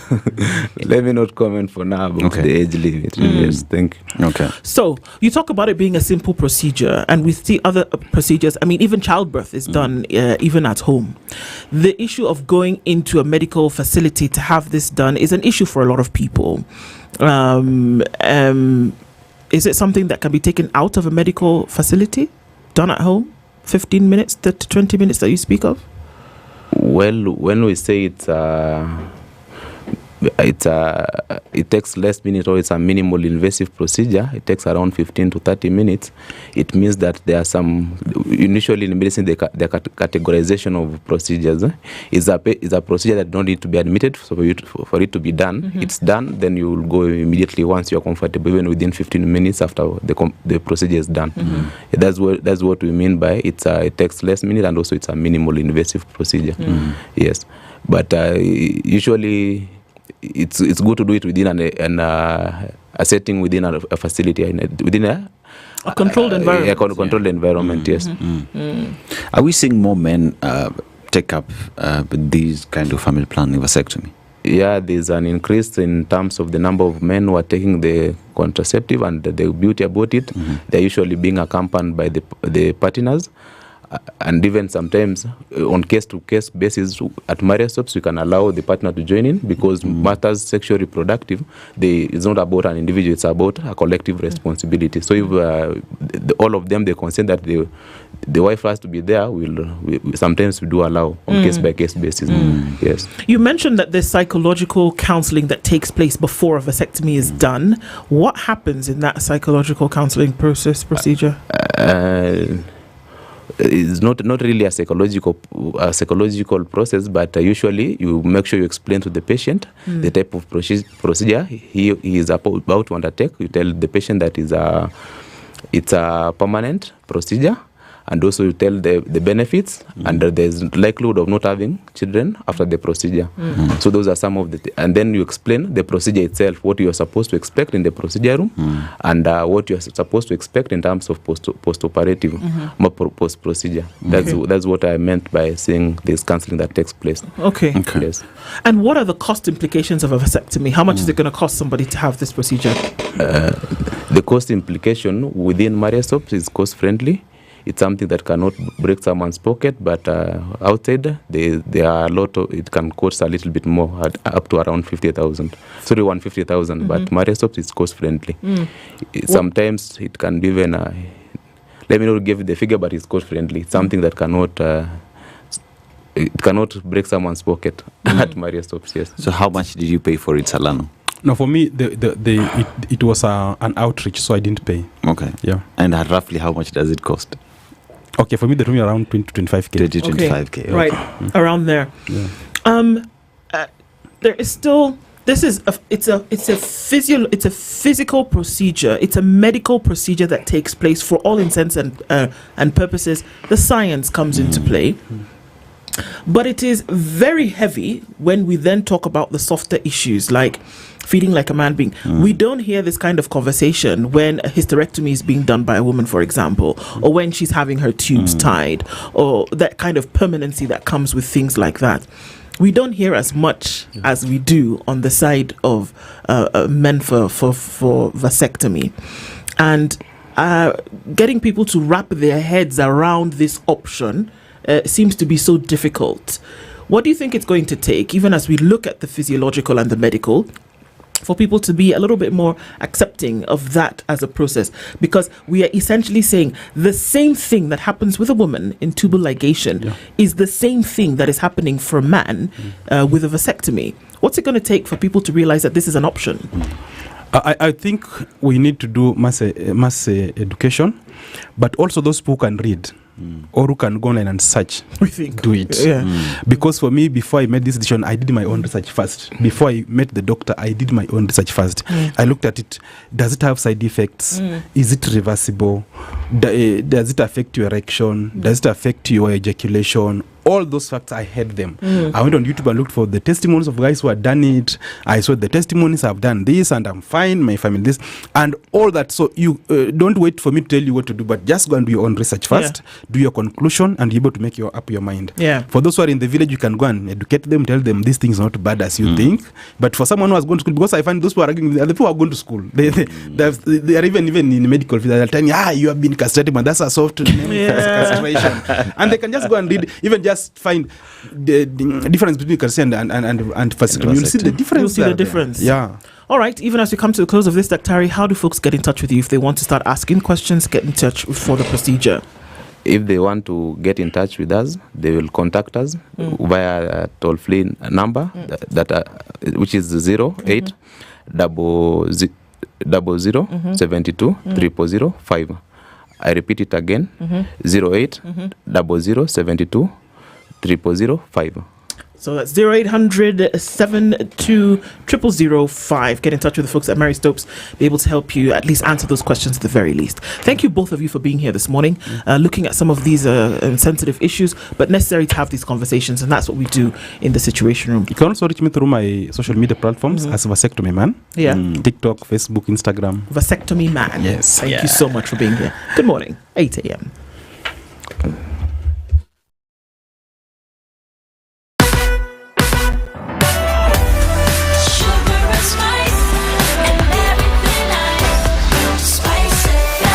Spice up your life. The latest news from around the world.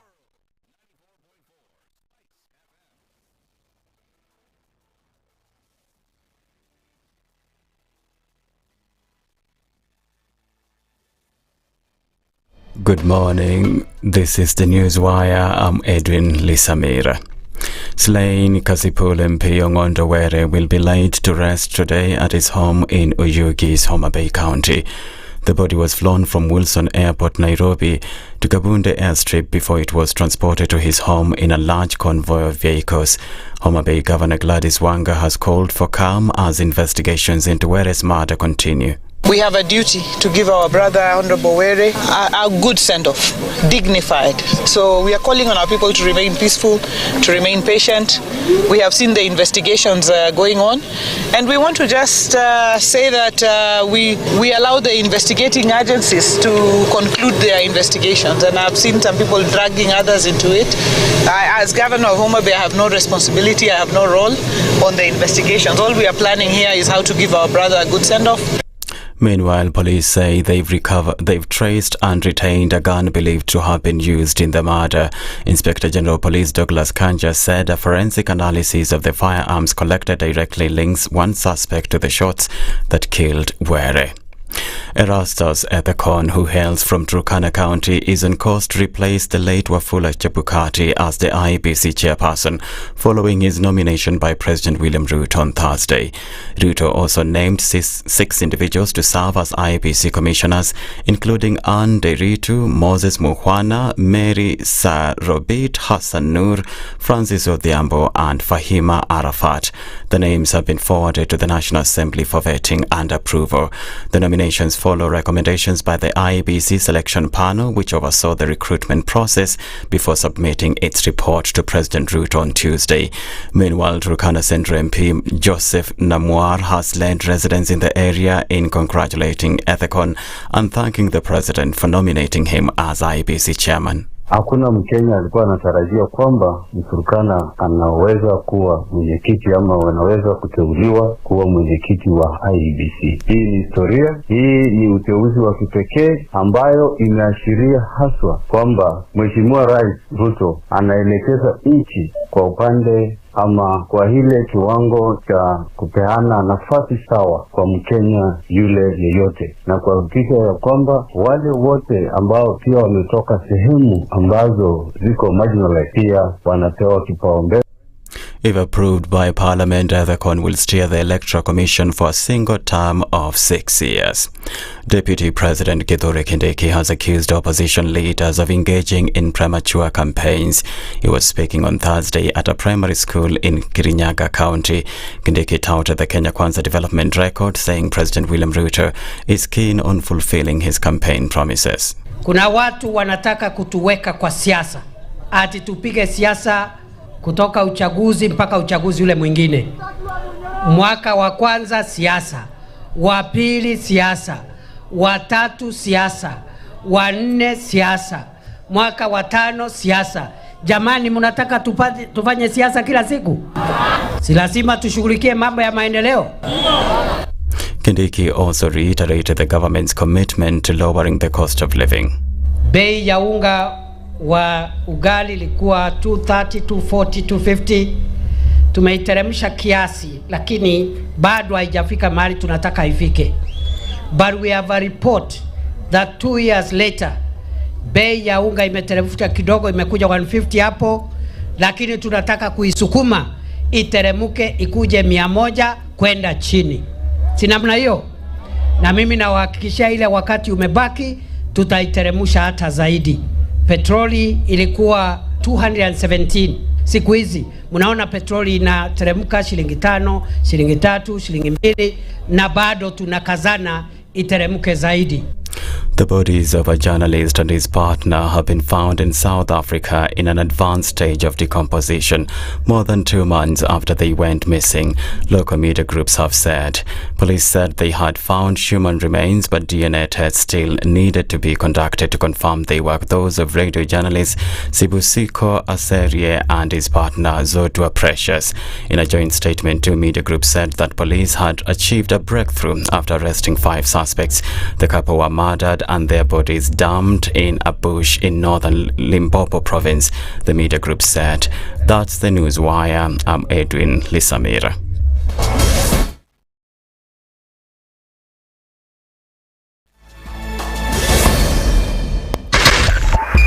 .5 Spice FM, Kisumu. Traffic.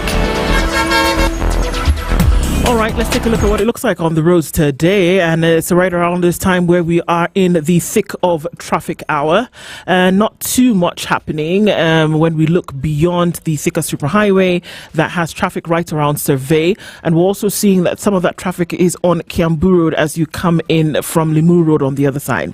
It's busy as you get towards Muthaiga, and folks are trying to find their way onto the thicker superhighway to get out of that traffic, probably to find their way into other directions. Jogo Road not looking too bad, but we're seeing some traffic coming in from Outer Ring, crossing over from the other side of Donholm, and Kangunda Road outbound has some traffic as well. North Airport Road leading towards and from the Eastern Bypass is pretty busy right about now as well. We are in traffic hour, folks. It continues this Friday morning. Not too crazy, but we'll keep an eye on things and we'll talk to keep things moving. SpiceFM KE on X, hashtag the Situation Room.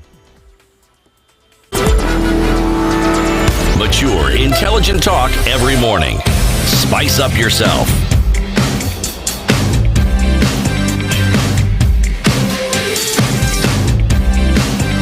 Mornings done right. 94.4 Spice FM, Nairobi. A very good morning at 7 minutes after 8 o'clock and into the final moments of our conversation getting into this weekend.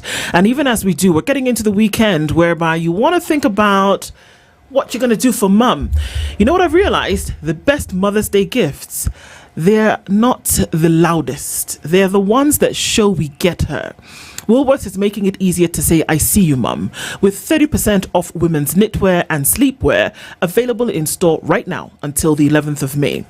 Think of that one soft sweater she always reaches for when the weather turns. Like I did that this morning. I went to get my jacket and I saw the sweater that my mum has left here. And I looked at it and I was like, yeah, that's the idea that we're talking about. Or those comfy sleep sets that somehow make everything feel a bit calmer at night. Woolies has all that and more. The quality, the comfort, the elegance, all in one place. And let's be honest, no one deserves a day off and a little spoiling more than mum. So why not give her the softest hug in the form of something she'll wear and love every day? Head over to Woolworths and make this Mother's Day feel as special as she is. T's and C's applies. Woolworths, the difference. So this morning, we're going to get into a conversation that's going to take us back in history. It takes us back in history, but it is very important when it comes to things that we're dealing with today. And it is not lost on us, the irony, that just yesterday, a new IEBC chair was nominated by the president after 2 names were handed over to him by the selection panel. So joining us in the studio in the hot seat this morning is former CEO of the IEBC, Major James Oswago. Major, good morning. Good morning. How are you? I think I'm doing fine. You think? You think? I suppose. You suppose. Suppose I'm doing fine. I suppose. Well, I suppose you're doing fine too. Thank you. So we're going to be looking at a number of issues this morning. All right. One of the big issues that rocked the IEBC some years ago while you were there was the Chicken Gate scandal. And that came to I'm going to go into details of that after this in a minute. But let's welcome you and, now go beyond supposing that you're doing all right and get you to settle down. That Dennis is going to share with you the proverb. He'll tell you where it's from, and then you can do us an interpretation before we get into things. Again. Yes. And today's proverb comes from Tunisia, a country of around 12 million people. And Tunisia is an interesting country. It's a country that speaks Arab, but French as well. And French is used in academia, medical, and in business places in the country. And some of the historical significance of the country, we have the ancient Carthage, which is founded in the 9th century BC. Carthage was a major power in the ancient Mediterranean world. Its ruins now a UNESCO heritage. Another UNESCO heritage is the Medina of Tunis, and this is a UNESCO World Heritage Site featuring over 700 historic monuments, including mosques, places, and fountains. Plus, they have the couscous cuisine. When you visit Tunisia, go enjoy the couscous cuisine, then you'll tell us how that tastes, right? This is like ugali. It's now ugali, but for Tunisia. Not really. It's more like rice. It's a little bit more like it's a loose grain kind of. Yeah. But now it is ugali for Kenya. That's our staple now. But it's their staple. Yes. Now, our proverb today: a bold woman boasts of her sister's hair. A bold woman boasts of her sister's hair. What do you make of that? You mean bold in the sense hairless? No, not bold, but bold. Instead of courage. Yes. Boast of her sister's hair. Maybe humility. Meaning? Maybe something to do with humility. That you recognize what the other person has, even though you don't have it. You love yourself as much as you love the next person. And I leave it there before I go wrong. Okay. You never go wrong with the proverb. It's how you interpret it. If I go drastically wrong and I get dismissed. Yes. Okay. So, I mean, it's great to hear that you can be so confident in your own that, you're not shy of letting other people know that you appreciate or you compliment them. Confidence in that you have. All right. So many things are happening in the country at the moment. Finally, one would say, we have now the nomination from the president from the two names that were given to him by the selection panel for the IEBC chair, and the 9 names that were given to him for the commissioners, of which, a number of those then will be sent to Parliament, or have already been, for them to deliberate. Now, even as that is happening, so many things are coming out as a result of that, which we'll have a discussion about later. But we want to go a little bit into history, and we want to look at one of the things that rocked the IEBC. And it seems that as though, a number of things have rocked the IEBC as we have, come into this new commission, which was constitutionally assigned from 2010 in terms of how it was going to operate. And one of those things that rocked the IEBC was a Chickengate scandal. Chickengate actually was not something that was found here in Kenya.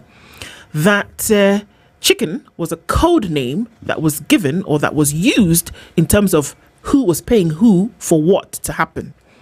And the only way Kenya knew about it is when investigators from the UK said, hang on a minute, something is going on here, and brought it to the attention of Kenyans and the Kenyan government. And essentially what they were looking at was a multi-million shilling corruption scam that acquired the tag Chickengate, and it took the rightful place in what many are calling the Hall of Shame. That if there were many on the list, that Chickengate then would be one of them. There was an audit, and they were talking about various deals involving executives and Kenya's managers that puts to shame such agencies such as the DCI and the Ethics and Anti-Corruption Commission. At the time that Chickengate happened, Major, you were at the helm of the IEBC. We want to get a little bit of an understanding from an inside perspective of what happened during that time. Let's open it up a little bit, because it hasn't really been opened up one-to-one conversations. So, what happened? Thank you. Sometimes I want to narrate you two incidents about chicken gate by way of preamble. Sometimes as we were moving towards the election of 2017, I read an editorial, I think it was in one of the major newspapers, the legacy newspapers. And the editorialist was looking at those things that, if not resolved satisfactorily, would compromise the election of 2017. And the editorialist listed one or two things. One of those things that the editorialist listed was chicken gate. And if you are dropped in Kenya from Mars, you would imagine that this is such a huge thing that, if not resolved, would have the potential to nullify or neutralize the election 2017. And I wondered, what is chicken gate? Although I was involved, I wonder, what is this chicken gate? And for the first time, it occurred to me that there is a version of chicken gate in the news media and another reality of it. That was the first time, although I was involved in it. The second time was about a year and a half ago. I was watching news, primetime news, and this is Citizen TV. And the anchor or the presenter was Jeff Koinange and the lady Victoria Rubadiri. And Rubadiri was giving a presentation.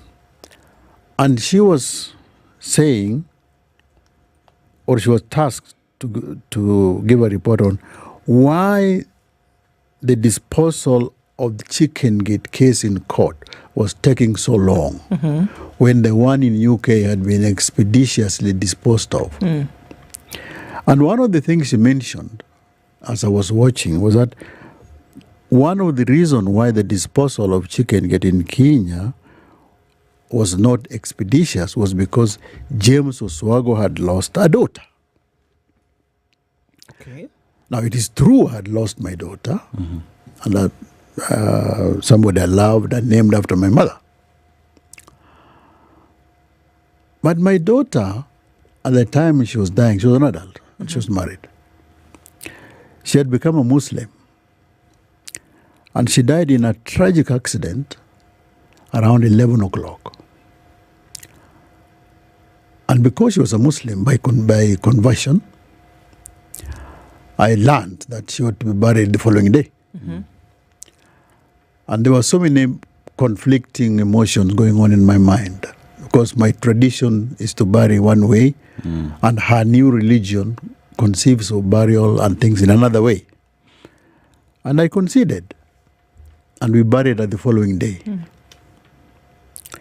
So I was wondering, what has the death of my daughter, who died and was buried the following day, to do with the delayed disposal of a trial that had taken 8 years? It again occurred to me that perhaps this is something that needs an explanation. But you know, at times you get overwhelmed by some of these things. You don't know where to start, and you don't know what to say. So, chicken gate. Yes. I consulted before. I'm a lawyer, but I also consulted before I came here. And the advice that I got is I should be careful not to go into sub judice issue, because this thing has not been disposed of. So there are things that I would have wanted to say which I may not go into, because the case is still sub judice. So I'll just talk or mention some of those things that to help to explain what it was all about. Right. Now, you said this was a multi-million shilling scandal.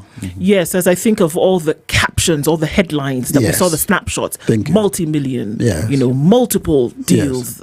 inflation, you know. Yes. Because even we talk about around 53 million shillings that allegedly was paid to Kenyan officials. It's multi-million. Yes. Mm-hmm. So now, the first question is, how much is Chicken Gate? If you read the Kenyan media, particularly the Standard and the Nation and the Star, the figures range from 40 to 50 million. Mm-hmm. So, and Chicken Gate happened in 2009. I joined IEBC in 2010. Mm-hmm. So by the time Chicken Gate happened, I had not joined IEBC. Mm-hmm. But the figure that I've had mentioned in the press is between 40 and 50 million. So let's take 50 million. Mm-hmm. I'm saying 50 million because you have said that it has been audited. I'm not aware of any instance when the issue of Chicken Gate had been audited either by the Auditor General or even by the Ethics and Anti-Corruption Commission. I have never come across, and I'm sure there is none. So it has not been audited, and I would be glad to be disabused of that. But to the best of my knowledge, this has not been audited either by the Auditor General or by the Parliamentary Accounts Committee. Let's look at the merits or the elements of this particular issue.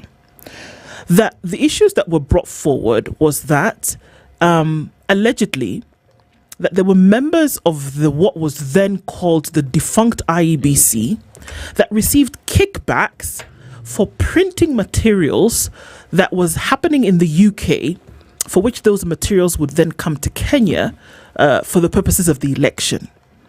Now, what we're talking about now is that these prices were inflated to the tune of 38%, right? Were these just allegations? Where would anybody get this from if it was just theory, Major? So it is important to give the long story. Allow me to start from 2008. Election Commission of Kenya gets disbanded. In 2009, IIEC, that is Interim Independent Election Commission, gets formed. And it got formed somewhere in April 2009. When these commissioners were sworn and went to the offices and advisory towers, they found nobody except APs. Because when Electoral Commission was disbanded, everybody was sent home from commissioner to sweepers. So they asked for staff to be seconded from central government. And they got around 20 or 30 staff. 2 months later, before they settled in, they were asked to do a by-election, 2 by-elections. Those 2 by-elections were in a place, constituency called Sinyalu and Bomachoge. When the speaker asks you to do a by-election, you must do it in 90 days. So the commissioners found themselves, they had hardly settled, but they are now being asked to do a by-election, which they had to do. Now, it takes about between 3 to 5 months to do an international contract. So what did they do? They went back to the lowest supplier which had supplied IEBC, ECK. That company was called Smith & Usman. Yes. So they brought Smith & Usman to supply them with the ballot papers for the by-election in Sinyalu and Bomachoge. And you must remember that the entire Chicken Gate relates to only those 2 by-elections, Sinyalu and Bomachoge. So if there was inflation of ballot papers, Sinyalu and Bomachoge, the total number of ballot papers for Sinyalu and Bomachoge would not be 100, maybe around 40, maybe around 90 something thousand. All right? Total number of ballot papers plus everything else. But as they were procuring this, they were dealing with the agent of the company called Smith & Usman.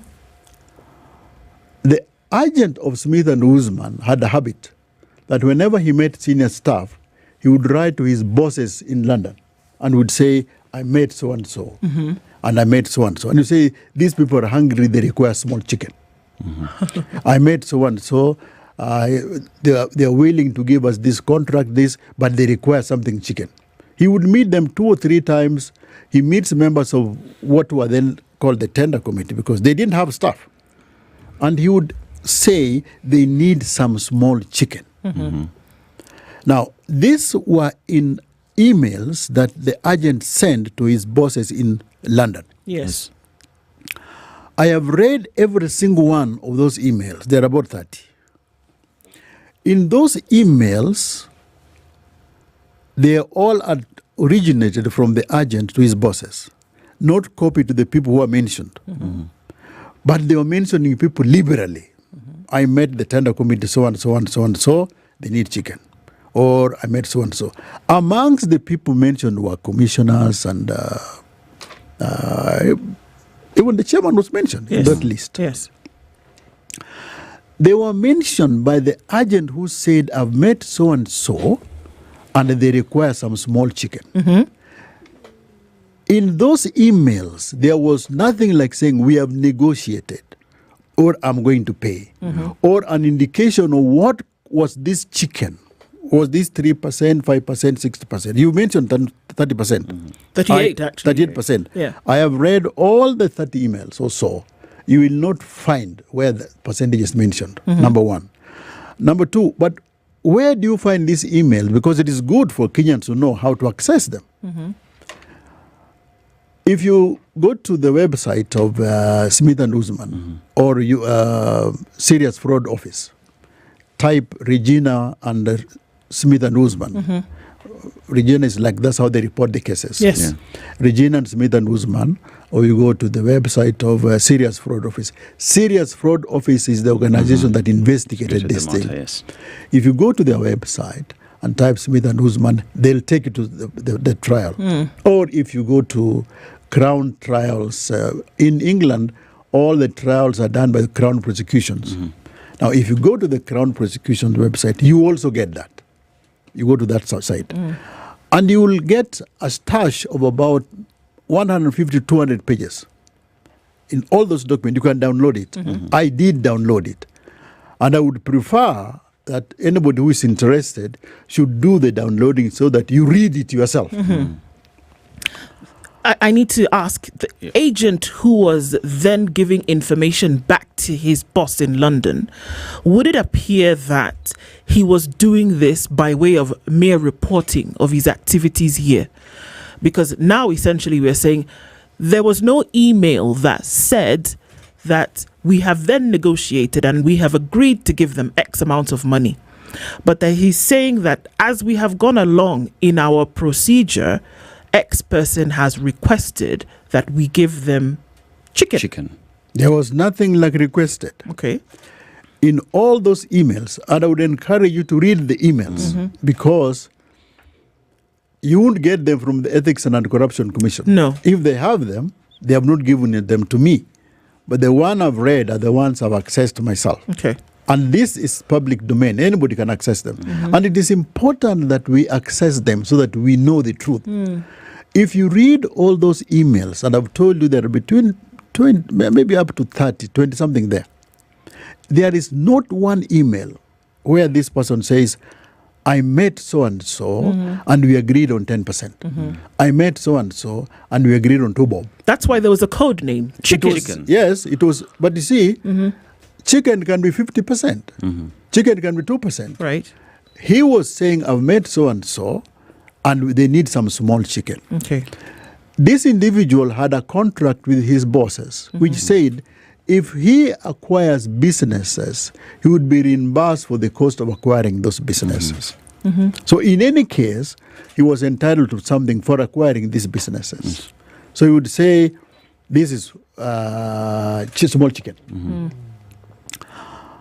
Now, in all these years, Smith & Usman was doing security contracting in Africa to about 12 countries or more. Yes. Kenya was just one of them. And for all those years, there have been complaints by the competitors to Serious Fraud Office that Smith & Usman was getting businesses and retaining business by way of corruption. So for years, Smith and Usman was secretly investigating Smith and Usman. They were investigating, the fraud office was investigating Smith and Usman. Not only for the operation in Kenya, but in all of Africa. Okay. And through the investigations that they were doing is where the term chicken I'll with get regard to IE... I'll get there. Okay. So they were investigating. When serious fraud office investigates an issue like that, they'll do it for years, even decades. No, you'll never know. So they had done it for some time. At one point, the serious fraud office came to the conclusion that indeed Smith and Usman were corrupt in Africa. And when they came to that conclusion that Smith and Usman were corrupt in Africa, they then raided the offices of Smith and Usman in London. Okay. When they raided the offices and carted away computers, it is in those computers that the serious fraud office now discovered this stash of correspondence that I'm talking to you about. Okay. For purposes of clarity, yes, Smith & Usman is the company in the United Kingdom then that received the contract for printing election materials that would come to Kenya. Yes. All right. And it didn't start in 2009. They had got it from 2007 and earlier. Smith & Usman was also the company that printed neck papers. Yes. For examination. For exams, yes. And they were in about maybe 1 dozen or more countries in Africa. So here, it is a step. Serious fraud office get the suspicion that Smith and Usman are corrupt. They investigate, they cut these computers. Eventually, Smith and Usman is prosecuted in London. When they were prosecuted, there were about 6 charges. And they were found guilty. Now, you can be taken to court for 5 counts and found guilty in 1 or in 5. Amongst the charges that they had related to the operation in Kenya, the operation in Malawi, the operation in Ghana, the operation in some place called Somaliland, and crucially, the operation in a country called Mauritania. It is important to listen to the case about Mauritania. Now, let me take some time on Mauritania. Why is Mauritania important? Because that is the reason why they were actually convicted. What happened in Mauritania? In Mauritania, at about the same time, Mauritania is a democracy and is a country in Northwest Africa. Yes. They had a general election. Smith and Usman supplied the ballot papers. Yes. But the contract for the supply of ballot papers was negotiated by the minister who was then responsible for elections. And the election was done. Shortly after the election was done, Smith and Usman sent money direct to an account in Paris. That account was run by 2 ladies. The account was in the name of the minister, but was operated by his 2 daughters. So in court, Smith and Usman was presented with this reality that you send this money from your own account to this account in Paris. The account holder was the minister who negotiated for the supply of ballot papers in Mauritania. And Smith and Usman was tried before a jury. And the jury concluded that there was no other rational explanation for this direct transfer from Smith and Usman to the account in Paris except graft. Okay. It is for that reason and that reason alone that Smith and Usman were jailed. So they were jailed, the chairman and the other directors. It is important to get that right. Okay. They were jailed. They were jailed. And you see, I've already referred you to where to get the data. So anything else that connected them to any kind of fraud in what you're saying now, in any other country, Kenya being one of them, would be conjecture. Is that what you're saying? And not anything related to the reasons as to why they were jailed? Not conjecture. In the charge sheet that they faced, there was one dealing with the operation in Kenya. Another charge sheet dealing with some of the operation in Malawi, Ghana, and what have you. But all these charges, when they put together, the one where the conviction was made was in the place where there was a direct trail of money from Smith and Usman to some recipient. who was involved in negotiating for this money. And the money that was sent by Smith and Usman to this account was about 30% of the value of the ballot papers that they had initially received. And we don't see anything like that happening with the Kenyan case? In the Kenyan case, I don't want to go into the specifics, but since you have asked me, I'll answer you. There is nothing like that in the Kenyan case. But we are not denying the fact that chicken, the code word that was being used by Smith and Usman, was an indicator of irregularities that were equally taking place in Kenya. No. When this trial was going on in Britain, and the Crown Prosecution Services brought all these documents, and the Kenyan Ethics and Anti-Corruption, I think they also sent their fellows there. It is only this time when the Kenyan journalists, press, came to know of this chicken gate. And because those fellows were convicted and jailed, we took it for granted that Kenyans and those were co-conspirators in one project. In Kenya, it was the agent who mentioned the word chicken gate. Now, I'm not saying that in Kenya they didn't receive money. I cannot be a witness of character in that respect. But I'm saying the reason why the Mzungus were jailed had nothing to do with the Kenyan case. Okay. We're going to take a break at this point and come back and continue with this conversation. Major James Oswago, former IEBC CEO, is here with us this morning. We're looking into the details of Chicken Gate, which, by the way, many have said has been unresolved in terms of what happened in the Kenyan case. And we now have a new IEBC for all intents and purposes coming in. And how do we deal with a new IEBC under the shadow of issues that happened previously, and how would we say that such a thing would not happen again? But let's look at the details of what actually did happen and if there was a major issue. We'll continue after this at 23 minutes to 9.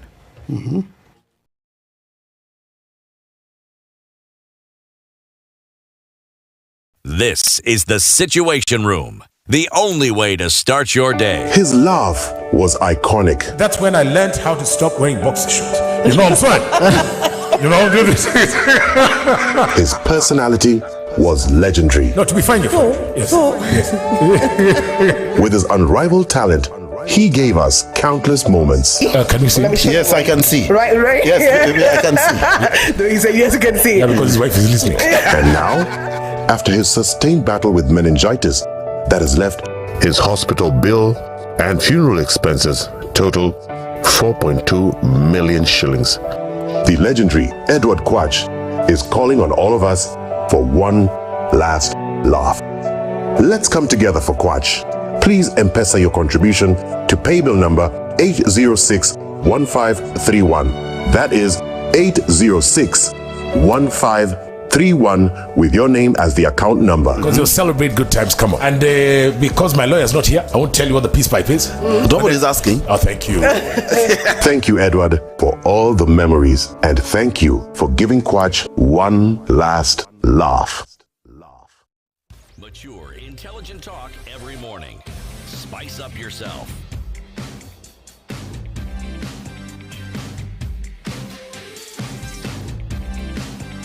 Mornings done right. 94.4 Spice FM, Nairobi. 22 minutes to 9 o'clock. The Major James Oswago is with us this morning. We're trying to understand what happened really with Chicken Gate. It came into the Kenyans' fear for a while when this alleged misbehavior was happening and never been resolved. Nobody actually ever was pinpointed in terms of what could have happened. Now, before we went on the break, Major, you did say that the thing that got Smith and Usman sent to jail was as a result of a case that happened in Mauritania. That there was money that left Smith and Usman and it went to an account in Paris that had direct involvement with officials out of Mauritania. The minister himself and his two daughters, right? That was clear. And it was that was the clincher in terms of evidence. Now, it is the same organization that operated in other African countries, 12 of them, you say, and Kenya is one of them. That Smith and Usman also printed ballot papers for the election. It is a natural thing that one would imagine that if you did it there, that you were doing it in other places, and that you would have been able to find a very willing official who would take a kickback in order for you to, number one, get the business, or number two, continue with the business if there was something coming into your pocket. And the allegation was that the IEBC at the time and its officials were great fodder for this scam to continue. That if this was the practice in other countries, that why would it be any different in Kenya? And that's where the issue of conjecture comes in, because you can say, well, they were doing it there, for crying out loud. They were convicted in another country. They were doing the same thing here in Kenya. Chicken was the phrase that they used to cover up, because they were not going to come out and say, well, these fellas want 30% on top of the thing for us to get the business. They were not going to come out and say that. That's why they used the code word. The question is, were there actually officials in Kenya who got kickbacks from this organization to inflate the price of ballot papers and materials towards the election? Did that happen to the tune of 50 million shillings? One, Chicken Gate, I've told you that there was a direct link between Smith and Usman and Mauritania. Yes. They didn't call it Chicken Gate there. No, but they did in Kenya. In Kenya, it is what the agent call it. Yes. I've also told you that the same Smith and Usman in the same court proceedings were taken to court regarding the operation in the countries I've mentioned. Yes. They didn't call it Chicken Gate in all those countries, but it is the same thing. Okay. And the jury absolved Smith and Usman of corruption in all those other areas except in Mauritania. Did they absolve them of all those other countries, or was the evidence so clear and damning in Mauritania? And if I need to clarify on that. When you're talking to court, you are charged with 3 offenses. Count 1, count 2, count 3.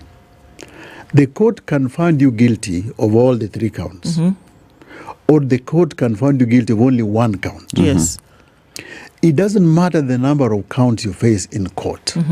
What matters is the one where the court finds you guilty. Or if there is enough evidence to then now say that it is clear without any kind of, the evidence is resoundingly heavy, that we can see that this actually happened. That they would not focus on these other issues because maybe it was not resoundingly obvious that something happened. If there was evidence, and one of the best investigative agencies is Serious Fraud Office. And when Smith and Usman was taken to court, they also took the agent from Somaliland. So they charged Smith and Usman, the manager and all the others. They also charged the agent from Somaliland. All these other agents were not charged. They only charged Smith and Usman plus the agent from Somaliland. The court acquitted the agent from Somaliland, but only convicted people from Smith and Usman. They were also acquitted of these other charges from these other countries. On what grounds? And that's my question. And acquittal must come on grounds. Acquittal comes, naturally, when you are acquitted, means there is no sufficient ground to sustain a charge. Based on?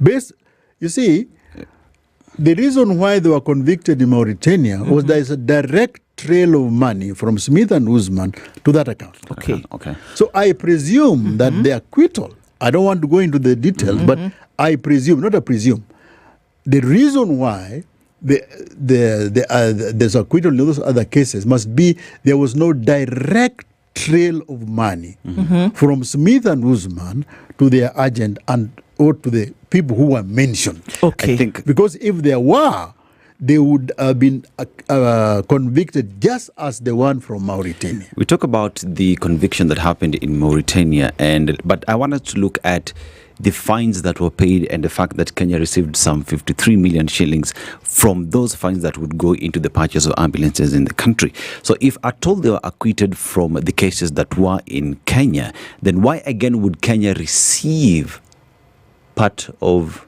the fines if at all there was nothing? Because when this case was going on, some of this money had been impounded. The fine that was given to Kenya was not money paid by Kenyan officials. Mm-hmm. It is not the people who are named in Kenya who paid that fine. It is Smith who paid the fine. It is Smith and Usman was money that already they had, and that money they were supposed to send to their agent. So now it was said, instead of sending it to your agent, because of the way you do your businesses, this will now go to something else. Because Smith and Usman had all these other businesses in Africa, okay? So it is found clearly you jail the people in Mauritania. But now, because there is this other money that we have here, and we cannot assign it to a specific individual, that is how the money now was given to be used for those purposes we're talking about. Then if that's the case, Mr. Oswago, there is the fact that you were taken to court. Yes. And it is said that there was an injustice that happened. There were kickbacks that were received, and Smith and Usman was given a tender of around 1.3 billion shillings. And you went to court, you went through the judicial process, and you're actually convicted of the same. No. The Smith and the chicken gate trial is still ongoing. Yes, it is. And it's good you mentioned that. What you've told me, and you are right, was that in the newspapers, it was people receiving bribes. Yes. Inflating prices yes. and inflating quantities. Yes. Then they would skim off and distribute. So when somebody is charged in Kenya with chicken gate, you would expect that person to be charged with a charge which the charge sheet discloses. Instead of X number of ballot papers, you inflate it to X plus 1. Yes. All right? Instead of paying 20 bob, you're you paying paid 65. 160. Now, the charge that I was charged with, and why I think you people are using my charge as chicken gate, and it is not chicken gate, because what I'm charged with, first and foremost, it deals with what happened in 2010, not 2009. Which was what? Which was? And the charge that I have, and when you want to know what a charge is, you read the particulars of the charge. The particulars of my charge are, these are the particulars, Yes. I'm not going to the law that was broken. Okay. The particulars of the charge say, on 7th of May, 2010, James Oswago awarded a contract for the supply of ballot papers to Smith and Usman for the by-election in South, 57,000 ballot papers for the by-election in South Mugirango constituency, which happened in 2010. So here the charge says 57,000 ballot papers, and James Oswago wrote the letter without taking to the tender committee. That is the charge that I'm facing. All right? Now, according to the narrative you gave me earlier, if it was within that narrative, we should be hearing ask for 57,000 ballot papers when they should have been 20,000. Or charged 3 shillings when they should have been 100 shillings. Yeah. But the charge I face is that I wrote that without taking to the tender committee. Not that it was inflated, number one.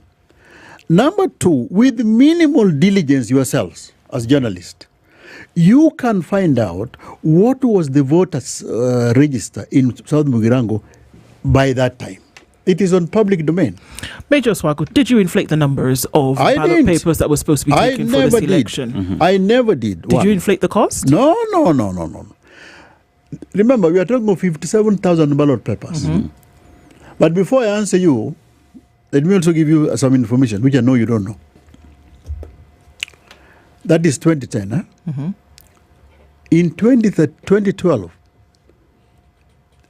the one of 2010 that I'm talking about, I've told you, that was done by the commissioners.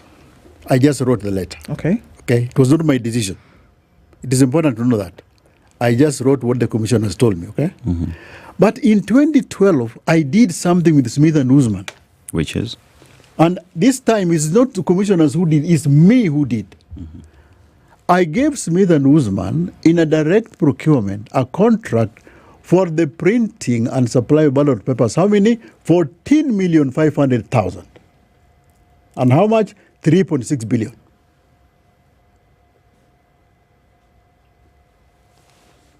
What does that portend?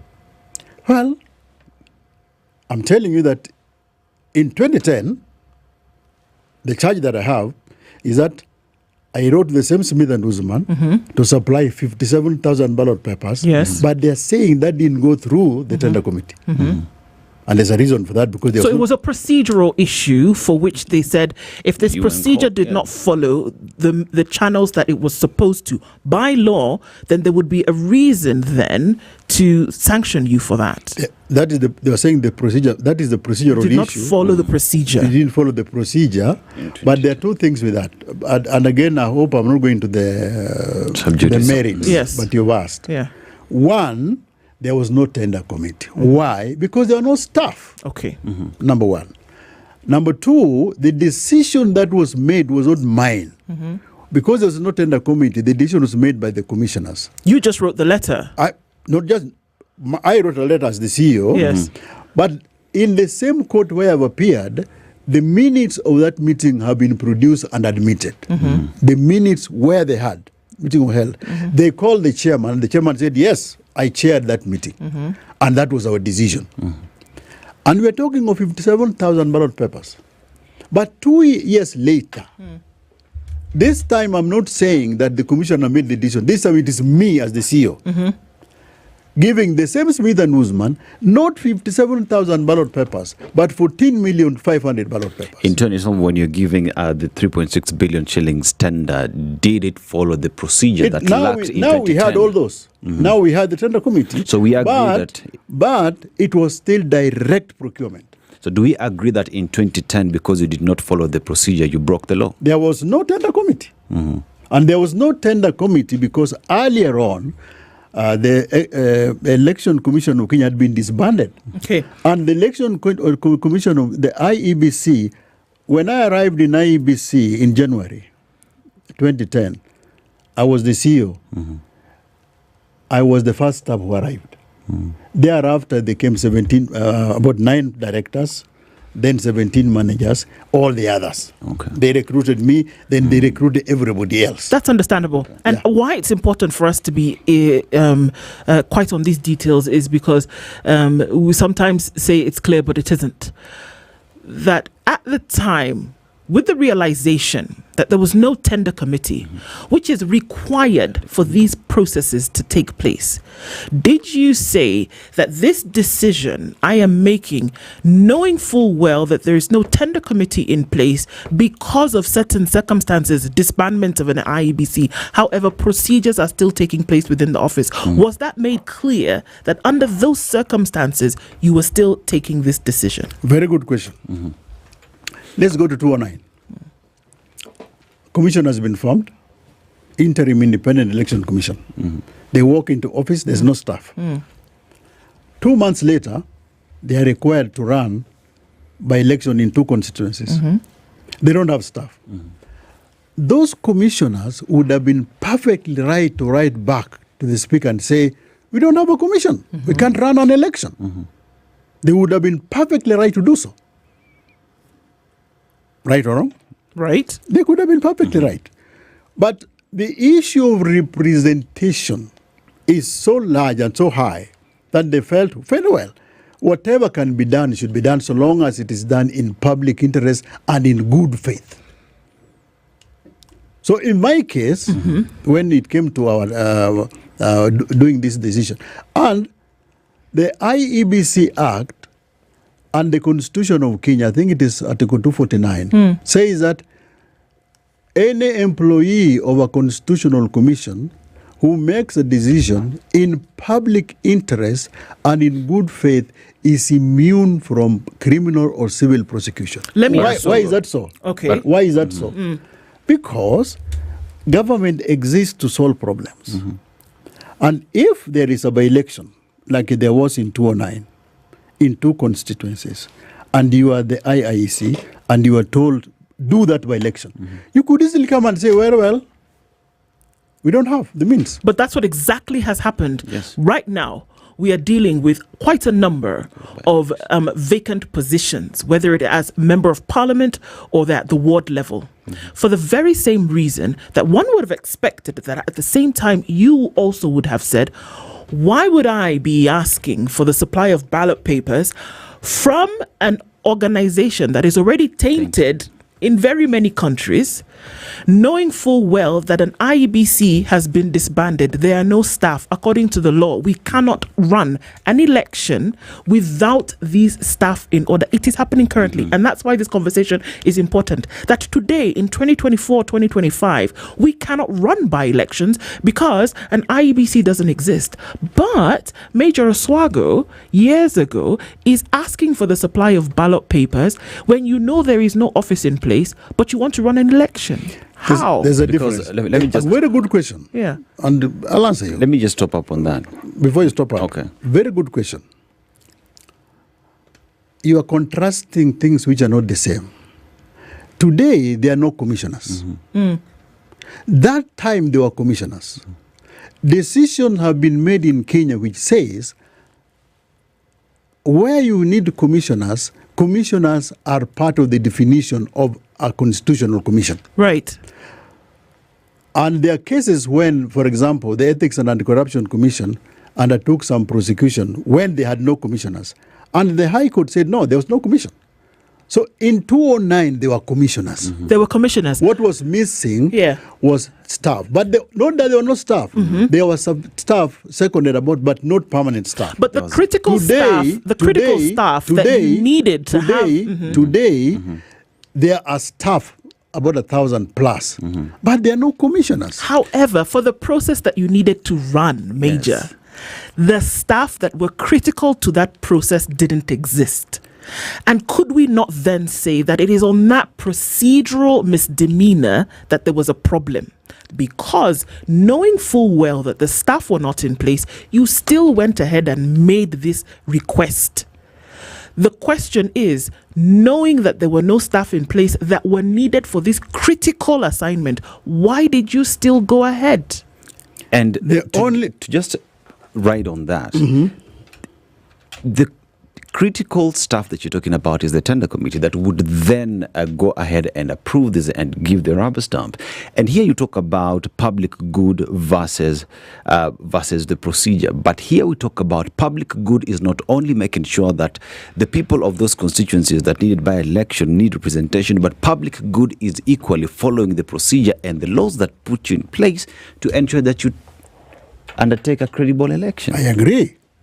The only thing that I'm telling you is, first, I was not there in 2009. By the time I came in 2010, already they had used that procedure to do the elections in 2009. And there was a by-election in Sinyalo and Bamachoge in 2009, before I came to the commission. So they had already made a mistake. If you want to call it a mistake, yes. But according to the law, you shouldn't have done it. No. The law does not say... The law is not defeatist. The law is not that. Because number one, I've told you, the Constitution provides you can make decisions so long as in public interest you are immune from prosecution. The only instance when you're prosecuted, make those decisions, but when they find that there was self-interest, then it is not public interest. For example, if you make a decision without, let me talk about the 209 one. If they made a decision without, for instance, taking to the tender committee, okay? And it was found later that they received money, that would be different. That is why it is critical that in the UK case, there is direct trail of money from the company to the recipient. In this other one, there isn't. See, that is why the law gives you immunity. So long as you do it in public interest. That is I didn't write it. That is the Constitution. That is the Constitution. And that is the IEBC Act. Those are not my own private letters. Okay. Then they say, and they know why. And the reason why they know that there's some things that you'll do in public interest, which you must do not being encumbered by procedures and what have you. Okay. So long as you achieve that larger goal. We're going to ask a question about whether any shillings actually did pass from one point to the next. And we're doing all of this in relation to what is currently happening today, when a new IEBC chair has been nominated by the president, and that we now see commissioners who will then join him to continue in this work. Major James Oswago's here with us, and we're looking at what bedeviled the IEBC then and hoping that it doesn't do so going into the future. It's 9 a.m. Good morning.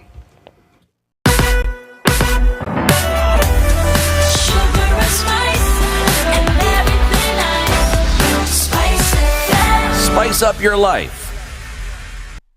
The latest news from around the world. 94.4 SpiceFM.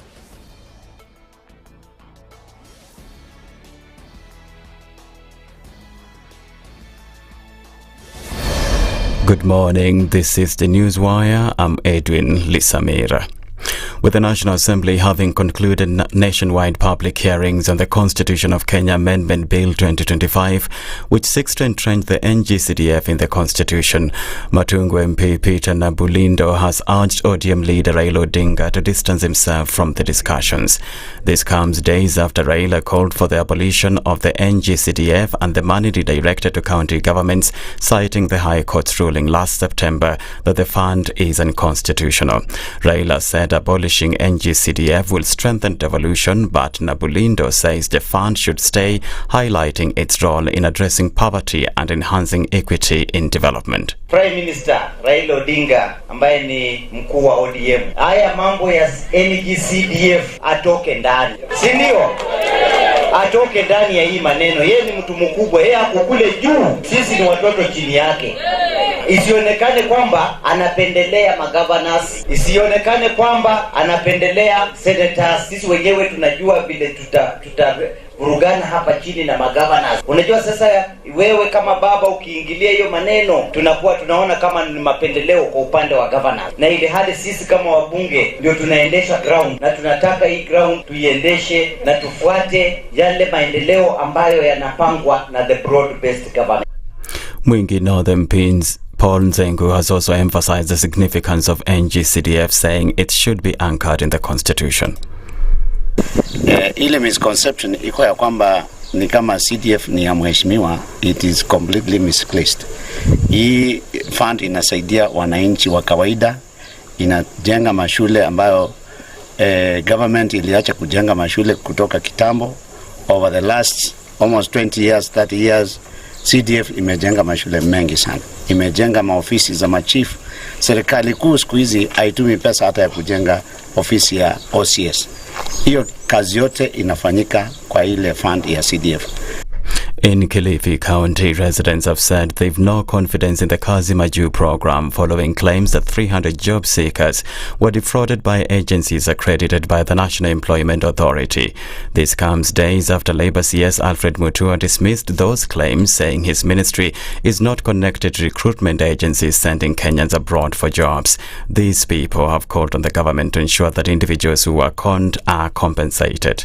Serikali ya Kenya Kwanza imelagai watoto wetu wa Kenya. Hakuna kazi ya ugaibuni saa hii naona ikifaulu. Watoto wakienda kula wataenda kuteseka. Kwa hivyo watoto waregeshewe pesa zao na waambiwe watafute kazi kivyao. Kulingana vile ilianza mwanzoni na pupa, na nikaona vile watoto wanadanganywa.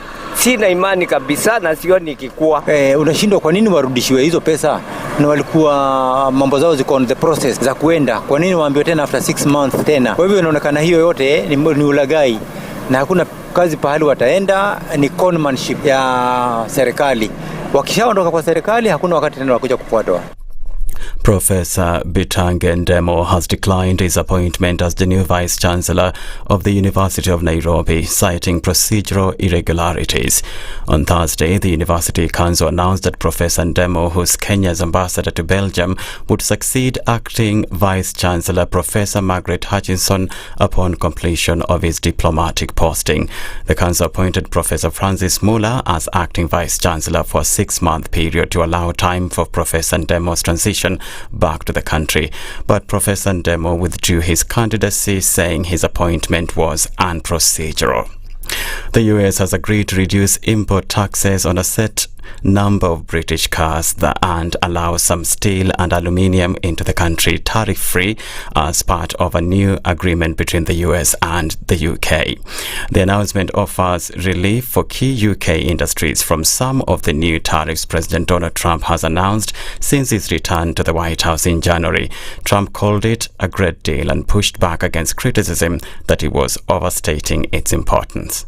And I want to thank Prime Minister Starmer. He's been terrific for his partnership in this matter. The special relationship and external bond, it's really an external and an internal bond between our two countries, will soon be stronger than ever before. And we really do. We have a great relationship. I want to just say that the representatives of UK have been so professional, and it's been an honor doing business with all of them. That's the news wire. I'm Edwin Lisamira.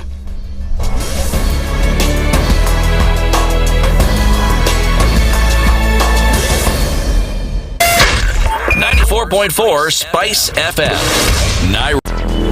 Traffic.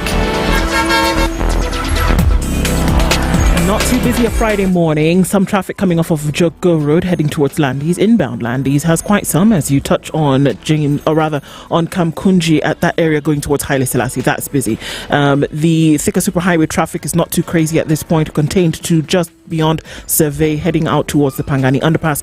However, traffic on Limuru Road is extremely heavy going out towards Muthaiga and Lower Kabete towards Spring Valley. We're not going to see too much of that happening today. It's not too bad coming off of Ngong Road. Let's take a look at Langata Road, and that looks a-okay at least for now. A little bit of traffic coming off of Magadi Road heading out towards Langata Road on the other side. So the Eastern Bypass traffic seems to also have come to an end. We'll just watch that for ebbs and flows. Talk to us and keep things moving this morning. SpiceFM KE on X, hashtag The Situation Room. Mature, intelligent talk every morning. Spice up yourself.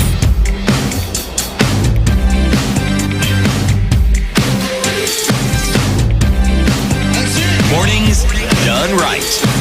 94.4 Spice FM, Nairobi. At 7 minutes after 9 o'clock, this conversation continues. IEBC is front and center of conversations that are taking place now. 2 years to an election, calls for still civic education as well as continuous voter registration to go on. For the last 2 years, there has been no functional IEBC, and we say functional because constitutionally it is required that commissioners be in place and that there is a chair in place to allow functions of the commission to run and to run interrupted and seamlessly. So that's a requirement. It needs to happen. Certain things cannot go on if that doesn't exist. And we've seen that several by-elections have been in the waiting because of this functionality not being in place. The Major James Oswago, who is a former CEO of the IEBC, is here with us. We've walked through about an hour of the discussion around two issues here. When there was a case brought about you, Major, as well as the Chicken Gate scandal case, which, for all intents and purposes, are yet to be resolved. One of the major issues that we talked about as we're coming in was the decisions that were made by your office, letters that you wrote in the interest of the public, for public interest. Now, we do know what the Constitution says, that in the interest of the public, or for the best public interest, that decisions can be made where you can actually make direct procurement, right? And that there are certain circumstances under which you can do that. The overriding question is that if that is in the public domain, it is clear, it is in the law. There is an act by which the commission is bound, and that the agents of the commission, the CEO, one of them, is bound. If that is public knowledge, why would there still be a case in court if it is well understood that direct procurement can actually be made in public interest? One, and you see, you have to go back, and this is a counter narrative for you in the media, and I say that with a lot of apologies and a lot of love. The Kenyan electronic media sets the agenda for what we think about and what we read. So when the Kenyan electronic media picked on the issue of the chicken gate, when it happened in Britain, and it was presented the way you have already told me, that has become the narrative, even when better facts have emerged. I've already told you a few minutes ago that don't believe me, but do access that site. And I've given you 3 or 4 sites, which you yourselves can access. Now, I'm not talking of the two of you. And I've been wondering, why is it that the Kenyan media themselves have not done it? Sometimes back, I myself downloaded the material that I picked from that site. And I took those to 2 journalists. One in the Standard is no longer there with the Standard. Another one with the Nation is no longer there with the Nation. They know themselves. And when my biography is complete, I'll write their names. And I took this bundle of documents to them and I said, listen, this thing you keep on calling chicken gate, where is it inside here? There's a mention of chicken in the emails. And clearly the person who is writing chicken could be doing so for 2 reasons. One, he's saying that the employees or commissioners of IEBC, that is Interim Independent Election Commission, were actually to be bribed. Yes. That is one possibility. The other possibility, we are Kenyans, could be this is a way of getting money from his bosses. Simply saying, I'm going to give them this sort of money. He gets the money. But he wouldn't actually do that. He wouldn't do that. Okay. Now, that can happen. But you can only discount that if you can now show that money was actually given to these other fellows. With evidence. Watertight. With evidence. Okay. Now, the law says, and you asked me, sir, earlier on, that because Smith and Usman were found guilty elsewhere, that means there could be a presumption that they are guilty, they are corrupt. That is a fair question. But a presumption, however strong, never amounts to a fact. We are dealing with the law. You are taking somebody to court where you can deprive them of their liberty. To say that if you did something here, it is not guaranteed that you do it somewhere else. This is not a place to take guesswork. You know, and there's a reason why when you go to court, they produce witnesses and they produce documents. Okay. So what is required, what was done in Britain was serious fraud office not only produced documents and witnesses, but showed that money actually there were linkage, isn't it? So here in Kenya, I don't want to comment on the details because I might be saying, tomorrow they can even cancel my bail. This is true. But because this is a matter of great public importance. It is. It has been an editorial upon an editorial upon an editorial. So it is true that, and I told you earlier, I'm not a witness of character to tell you that money never exchanged hands. But I'm telling you, where is the evidence? Mere suspicion that it could have happened does not mean it happened. Number one. Number two, the fact that they were jailed in London cannot be used to judge what happened in Kenya. Okay. It is the same company, and it is a fair thing to say because they were bribing fellows in London, they also bribed people here and elsewhere in Africa. And by the way, it can be possible. But what you're saying here, and just for purposes of clarity, what we're saying that even this, as it goes through the legal channels, because like we've established, this is still an ongoing case. The matters are yet to be resolved. We know this. But I hear your argument to be, in this case, is that, sure, these things may have happened, but you cannot come towards a courtroom and not present anything that is strong in evidence, that it cannot be conjecture, it cannot be by association. Absolutely. That you associate a crime based on an institution that may have committed the same manner of a crime somewhere else. That the law demands that you provide evidence that would essentially put this thing to bed. If you do not, then we should not have a case. Is this what you're saying? The problem between you and me is that you are more intelligent and more articulate than I am. So you put it better than I would have done. I wish you were seated here. You see, what you have said exactly is what maybe I should be saying. That all those things could be true. Courts don't exist to listen to rumors and innuendos and suppositions. Courts listen to go through the painstaking work. And what a court looks for is very well, like in Mauritania, money was found. There was a trace of money. Now, I mentioned earlier on to you that I dealt with the same company 2 years later, and myself, and I told you, it was direct. Do you know what direct procurement means? Yes. Direct procurement That is you the can license. go to one single bidder, for example. Do you know what it means? Direct procurement is the corrupt person's license to steal.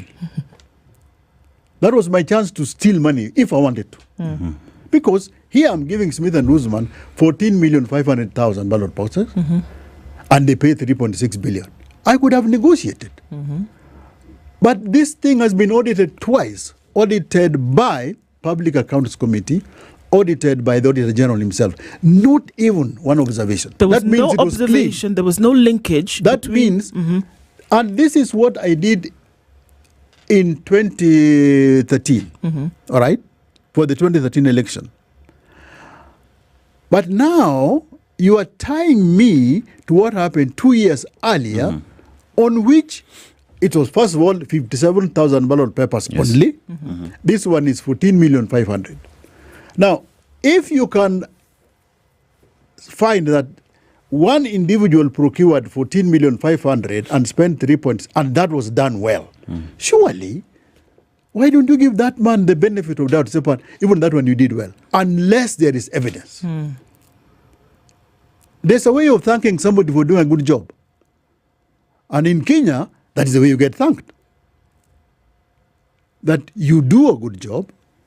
And why do I think it's a good job?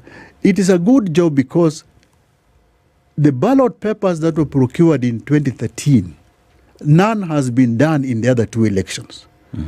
In 2013, we procured ballot papers. They were delivered where they were required to be delivered. In 2017, the procurement was shrouded in a controversy about the relation between the supplier and the government. In 2023, you went to a Greek-speaking fellow. So when the ballots were delivered, the one for Busia ended up in Kilifi. It was not because of IEBC's fault. It was because the vendor himself, did it wrongly. So in the election which have been done since 2013, the one of 2013 as relates to ballot papers is unrivaled.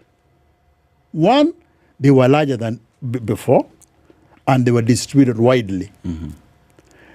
If you're waiting for James Oswago to be given, what do you call those awards, MBA or OGW, or those, I will not get it. State commendation. I will never get it. I will never get it. Because that is not how we do things. You know, I will never get it. The taint on the image of the IEBC is not something that is new. That it has, and I think that's the background that we give towards this conversation, which again is sub judice. We know that is currently happening, and so there are certain things that we cannot discuss, but the manner in which we've given some kind of history to this is that we then now are looking at a place whereby there will be now very soon a fully constituted IEBC, and then that job needs to go on. Will the ghosts of the past, if unresolved, still not continue to haunt the office of this commission in the manner in which they did historically? No. Okay. Number one, you have to tell me how much is Chicken Gate. Now, assume it is 50 million shillings. Mm-hmm. Just take for argument's sake that there was Chicken Gate. Yes. And let us take it is 50 million. And I'm saying 50 million because this is what I've got from the press. Yes. When you are taken to court by Ethics and Anti-Corruption Commission and by the Director of Public Prosecution, who are the ones who gave this information? When they give, no, I'm not. I don't think so. And why I don't think so, when they take you to court, they give you all the documents they are going to use against you. Yes, or they should. They must. They must. Yes. In Kenya, they'll give you. So I have all the documents that are required to prove this case. Yes. There is nowhere where it mentioned a figure. And who did this information come from? It came from you in the media. No. The question one? I'm asking. Which one? The documents that were presented in court. Who were the originators of this documentation? The ones in my trial. The ones that you say is necessary for any evidence that is going to be presented against you must be prepared and presented in documentation. By the ones in court. Yes. No, originally they are collected by the Ethics and Anti-Corruption Commission. When they are satisfied, they take it to the Director of Public Prosecution, then it is brought to court. Right. So when you go to my file today, in these trials, and it is a public document, you will not find where it says Chicken Gate was 10 million, 100 million, 50 million. You will not find. But in the media, I have heard Chicken Gate A, Chicken Gate B, Chicken C. And let me ask you something for you now. Chicken Gate happened in 2009. Yes. And you yourself, you said it has been a constant subject of editorials, and I've told you that they mentioned my departed daughter. And I'm not mentioning that for empathy, but you can see how traumatizing that is. To be told that because this thing delayed, because your daughter died. Now, take it was 50 million, and it's 209 sure. Let us be at least balanced, kidogo. Between 209, sir, we have had Anglo leasing. Hundreds of billions. We have had SGR. If you are to believe Jimmy Wanjigi, it was initially supposed to be 50 million. It ended up being 500 billion. We have had Eurobond 1, hundreds of billions. We have had Eurobond 2, hundreds of billions, many. Why is it that every time these are not mentioned as frequently as you mentioned Chicken Gate, and yet Chicken Gate, by your own acknowledgement, is 50 million? Now, I must say, one shilling of public money. Are we trying to say that because one amount was more than another? 1 shilling of public money. Are you saying 1 shilling of public money is too much?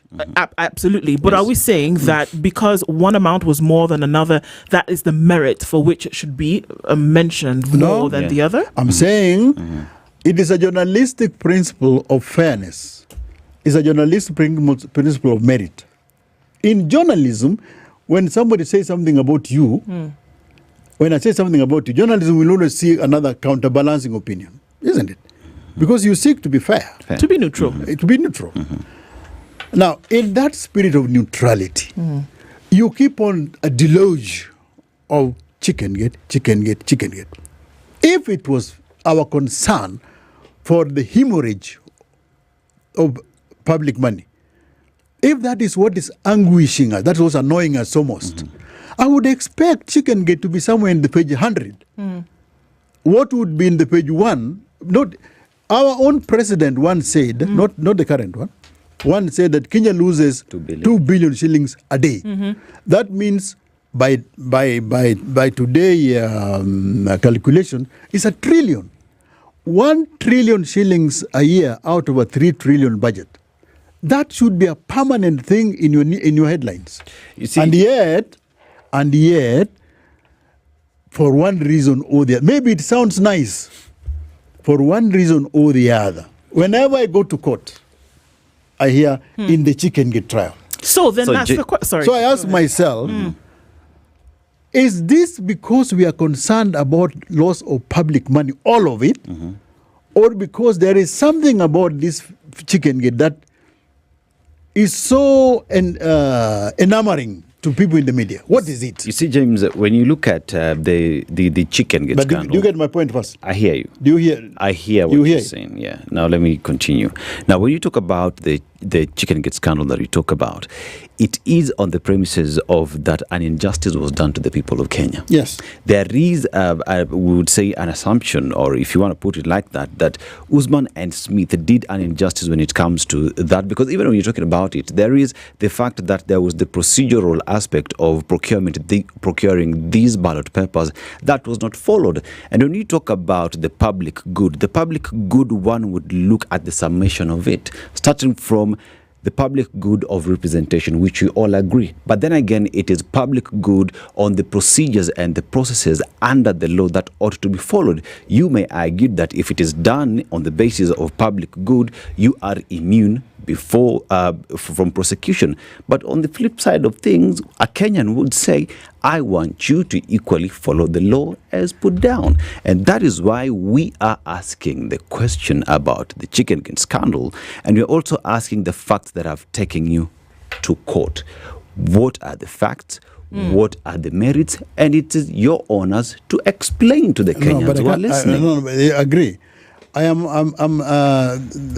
told you, there are things I would want to talk about. And the things I would want to talk about, number one, I would want to explain to you why there's been this delay.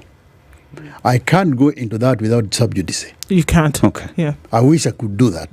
Number two, in the chicken gate trial, which has gone on for now 7 years or so, they have called 20-something witnesses. From around... Kenyan, only Kenyan. Okay. That they have called. I wish I had the leeway. I would tell you this is what they have said, this is what they have not said. I would tell you that all those people who have been called and they have come to court, this is what, because you see, you can take somebody to court, and I don't want to be taken for sub judice. You can take somebody to court and call 100 witnesses. It is not the number of witnesses that the courts are looking for. It is the substance. The courts are looking for the cogency. The courts are looking for the relevance of that.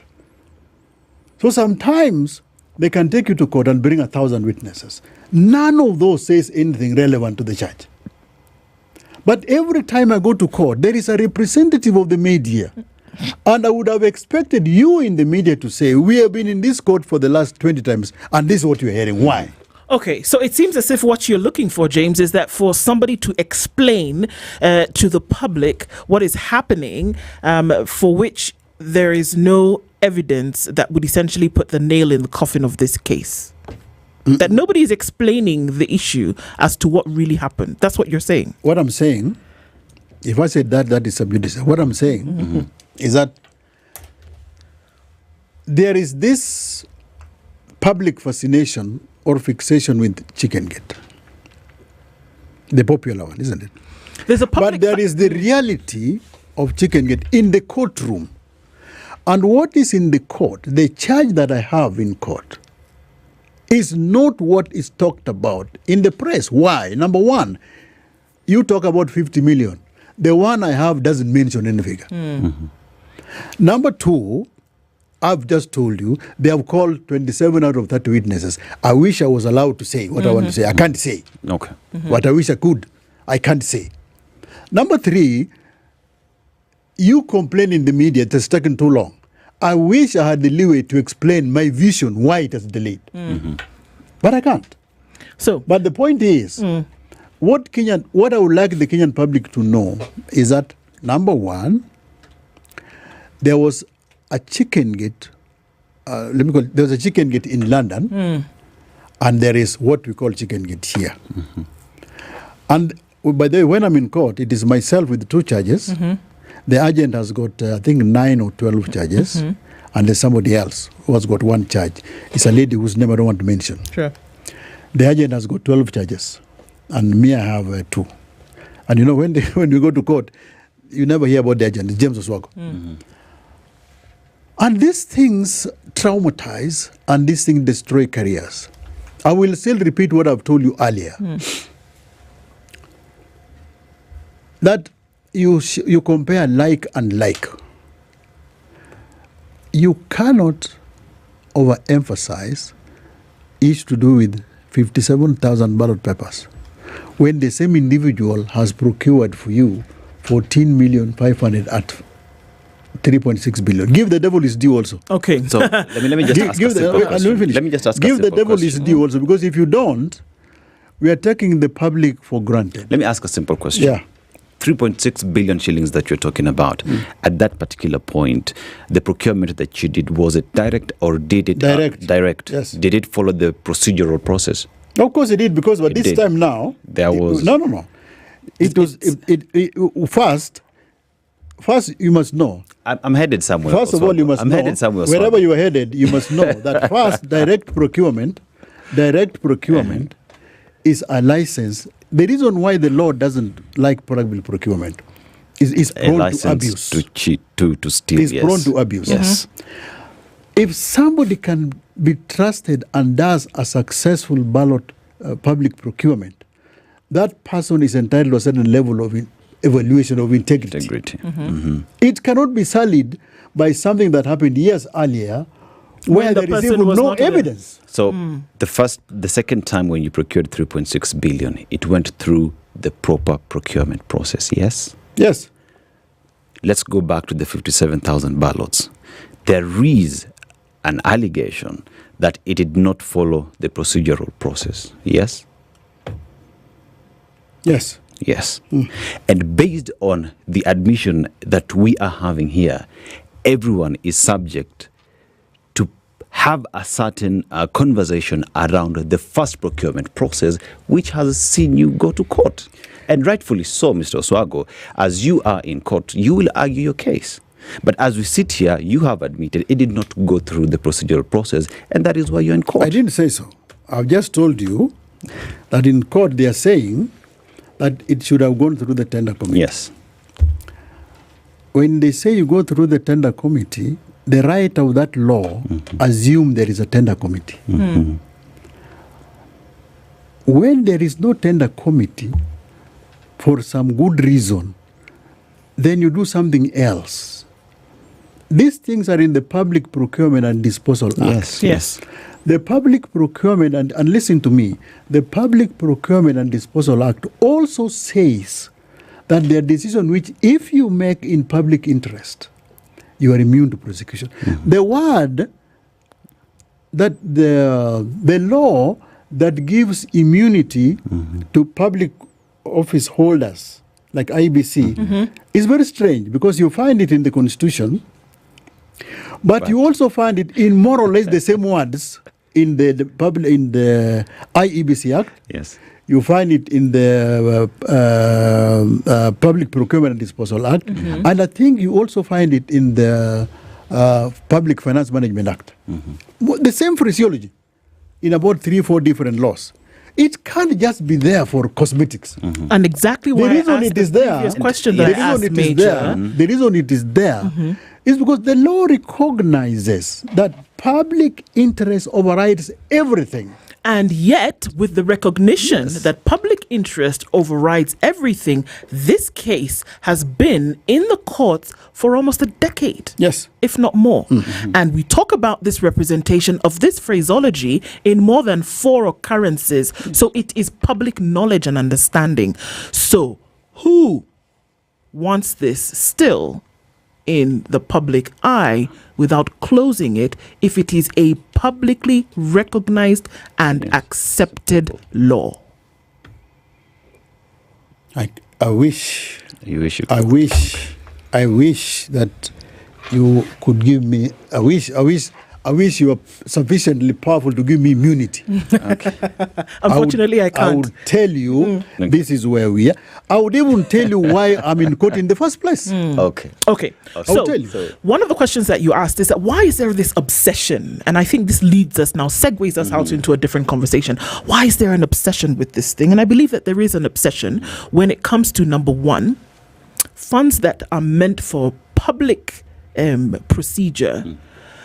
If there is even an allegation evidence notwithstanding, if there is an allegation that somebody has pinched a penny here or has their fingers in the cookie jar, we will be encapsulated with the whole idea for a very long time. Yes. Given the situation that the country is in 10 years ago, today, economically, that there will be a question. And anybody will get the scarlet letter on their chest. It doesn't matter who you are, what you do. If there is even a whiff that maybe somebody has their fingers in the cookie jar, that is where everybody becomes so enamored with that issue. So now we have a new IEBC in place, all things remaining constant, and that the parliament will do its thing. And I go back, that will the ghosts of the past still not continue to haunt this whole idea, and that we go in thinking this person might be puppet, this person might be pawn, to then be able to do the same things that is alleged happened previously. That's where the whole, madness runs around this thing. How can we say moving forward, and it may be that you may not be the best person to tell us that, but these are things that happened in the past. They're still haunting this commission till today. It doesn't matter who comes in. How can we be sure that moving forward, we won't have the same things? I can assure you, without risk of doubt, this thing you call chicken gate cannot affect IEBC. Because how much is it? I keep on asking you. IEBC handles billions and billions and billions every year. If IEBC can take care of the billion that it has in a good manner, IEBC should be guided by the principle that judicious use of public resources. Our elections are some of the most expensive in the world, in Africa, maybe in the world. Yes. And there's a reason why our elections are expensive. Our ballot papers itself and the Kenyan currency have got nearly the same security features. Why do they have the same security features? Because we don't trust each other. Because you don't trust each other, you must have those security features. Because you have those security features, your ballot paper costs more than it costs to print ballot currencies elsewhere. That is one reason. There are many other reasons which one can say. IEBC, for the future, who cannot in any conceivably be influenced or derailed by what happened in the past, particularly in Chicken Gate. IEBC has many issues to deal with. The issues that you hear about in presidential election petitions. And those are the issues that IEBC should address its mind to. But if you ask me, I can list for you what I think they should deal with. And I don't think that is what you are asking me. If you ask me what I think they should deal with, I'll tell you. What should they deal with? Should they deal with? The new commission. Number one, the new commission must understand where it is coming from. From 2012, from the first commissioners under IEBC came into being in 2011.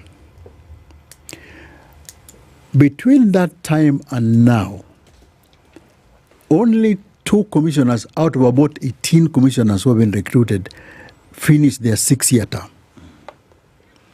If you count the number of commissioners that IEBC has had from around 2011 up to the date, there are around 18. Only 2 did 6 years. The Constitution says commissioners are employed for a period of 6 years. 6 years, non-renewable term, yeah. Only 2 have finished. All those others have had their tenures terminated prematurely. All right? The reasons are either internal or external. So one, we have to find out, why is that happening? Why is that there's such a rapid turnover? Why is that instability in IEBC? Number one. But the instability in the tenure of IEBC's chairpersons is also reflected in the instability at the level of CEO and senior staff. just like they roll out commissioners unceremoniously, either they resign or whatever, is the same thing they do with senior staff. From the first CEO of IEBC was James Oswago. James Oswago did 3 years, 6 months. Yes. James Oswago was followed by another lady, brilliant lady, good lawyer. And she was there for 1 year, 5 months, 6 months. Then they brought another one, Cheloba. He was there 3 years, 2 months or 3 years. Then they brought this other one. A CEO is supposed to last 10 years. If IEBC commissioners were going through their full term, today they would be having their second CEO. Instead, I think they're on the fourth one or the fifth one. But the fourth one is a bit strange because the fourth one was in an acting capacity for 3 years before he was confirmed in 2021, just before the election. Okay. Right? So you find in IEBC an unacceptable instability and disruption by the turnover of the CEOs. Okay, I want to stick. So you are bringing these fellows in. You are bringing these fellows in. These fellows must be aware, whoever was recruiting them must have considered the fact that we are sending these people in this environment which is historically unstable. So what kind of characters do we want to go there? Point one. Point number two, where is the cause of this disruption? Is this internal or external? See? And that's what I want us to take a break and come back to look into, because is there an external cause of disruption, and what do we see happens as a result of the constant disruption? What effect then does it have on the commission, but also what effect does it have on the country overall when we see these constant disruptions? We'll come back and look into some of those. It's 20 minutes to 10 o'clock. James Oswago, former IEBC CEO, is here with us. We're talking about issues that matter. We'll be back after this. This is the Situation Room. The only way to start your day. His love was iconic. That's when I learned how to stop wearing boxer shorts. You know what I'm saying? You know, his personality was legendary. No, to be frank, yes. With his unrivaled talent, he gave us countless moments. Can you see? Yes, I can see. Right. Yes, I can see. No, he said yes, you can see. Yeah, because his wife is listening. And now, after his sustained battle with meningitis that has left his hospital bill and funeral expenses total 4.2 million shillings. The legendary Edward Quatch is calling on all of us for one last laugh. Let's come together for Quatch. Please M-Pesa your contribution to paybill number 806-1531. That is 806-1531 with your name as the account number. Because you'll celebrate good times, come on. And because my lawyer's not here, I won't tell you what the peace pipe is. Nobody's asking. Oh, thank you. Thank you, Edward, for all the memories. And thank you for giving Quatch one last laugh. Mature, intelligent talk every morning. Spice up yourself.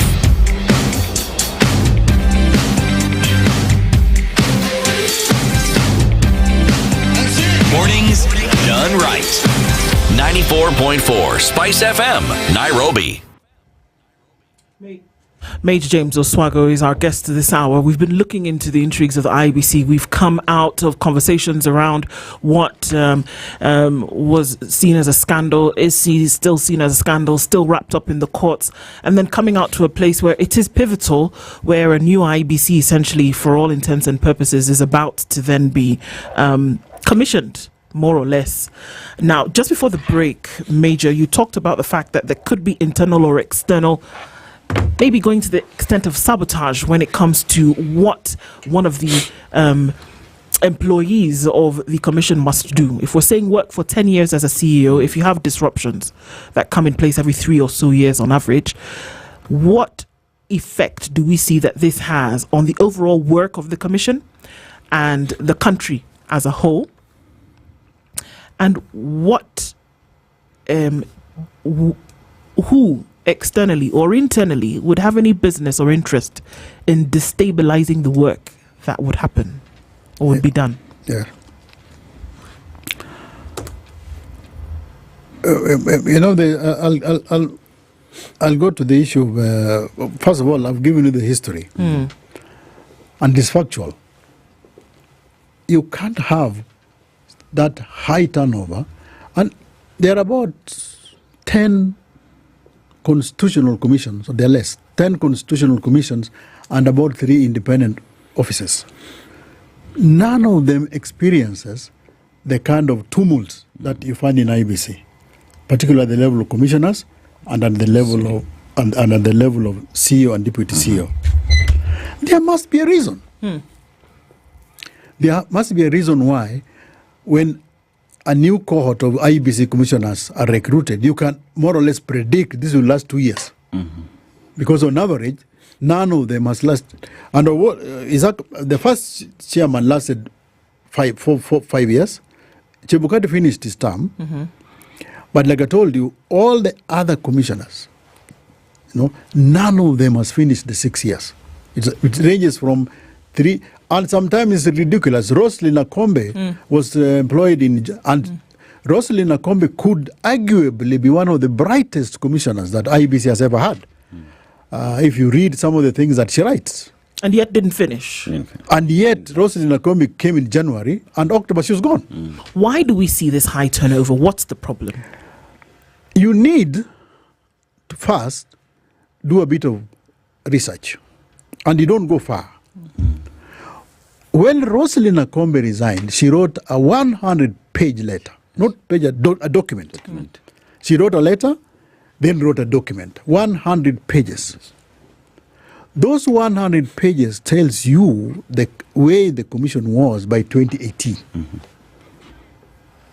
And it is a very sad reading, including to the extent that commissioners will go to a meeting and you take a particular position. When you leave the door, you get a call from some powerful office in the land telling you, why were you talking like that? This is a commission meeting. This is Roslyn Akombe saying, you are in a commission meeting and you take a particular position on a particular issue. When you leave the door, you get a telephone call from some very powerful people. She does not mention them, but we know them. In the last Serikali Yongine, who would call? And they were in parliament, those powerful fellows. They would call, why are you talking such stupid thing in the commission meeting? So what do commissioners do? Commissioners therefore go to those meetings already knowing what to say because you got instruction from outside. Okay. All right? It's no longer commission. So is it not independent? Akombe even says, it went so bad that commissioners will not take tea in commission meetings for fear of being poisoned. This isn't, it's not James Oswago creating. This is what Roslyn Akombe herself said in a document which you in the media never even looked at. So, James, if we look at the disruptions that happened in IEBC during your time, the influence and the troubles bedeviling IEBC during your time, were they internal or external, if you care to share? All problems that IEBC has, not only in my time, but also thereafter, they are external.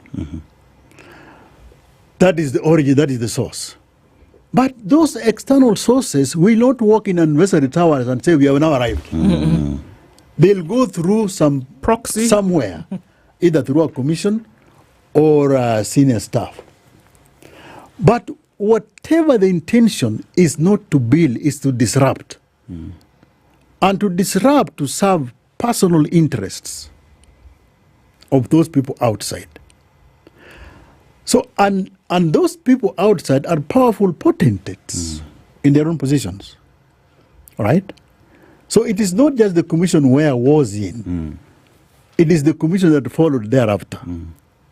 I've told you that James Oswago served 3 years, 6 months. Yes. The one who followed him served 3 years. No, the one who followed him served 1 year something.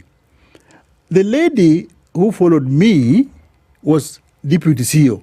And she had been deputy CEO for 2 years, right? Then I leave, and she becomes acting CEO. Then she's told to act for 1 year and a half, then she's sacked. I mean, why did you employ her if she was not that good? Then you employ the one you want. The one you want hardly survived 3 years. Then you throw that one out. Then you bring another one. And this other one is kept, and it's important to listen to this.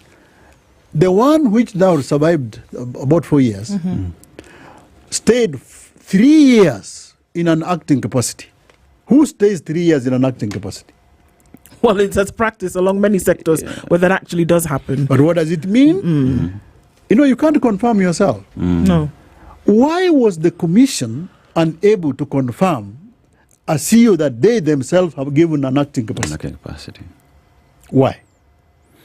So with the election cycle in this country, the electioneering process in this country seems as though we have a lot of problems coming from outside affecting the credibility and the moral standing that is the commission, which one asks, as we approach 2027, the commission, you say, has a lot of work to do. But what guarantees do we have that the commissioners who will be in place will not be there with a direct order to achieve certain things in the commission? How do Kenyans trust IEBC? Because Kenyans look in the wrong place. You see, institutions don't defend themselves. You see, the judiciary cannot defend itself. IEBC as a constitutional commission cannot defend itself. IEBC requires you to speak for it. And for you to speak for IEBC, we must be careful. What is it that ails IEBC? For as we see it from outside, we interrogate it and we say the origin of this is from this source. Is the commission independent? The first word of this commission is independent. The independent. That means that it is able to operate void. It should be able to operate void of this external influence that you talk about, these external disruptions that we hear all the time. But if we look at the last decade of practice, the last 15 years of practice, it would appear as though the element of independent is the one thing that doesn't exist for the commission. Also based by your own admission of things that you've said, Rose Nakombe's dossier that she brought out, years ago. Is there any element of independence when it comes to the IEBC? Can I read something for you? Please do. I'm asking you a question, huh? Yes. Now, as you're going, this is about 2018. As we're going to the election 2018, I'm giving in the context.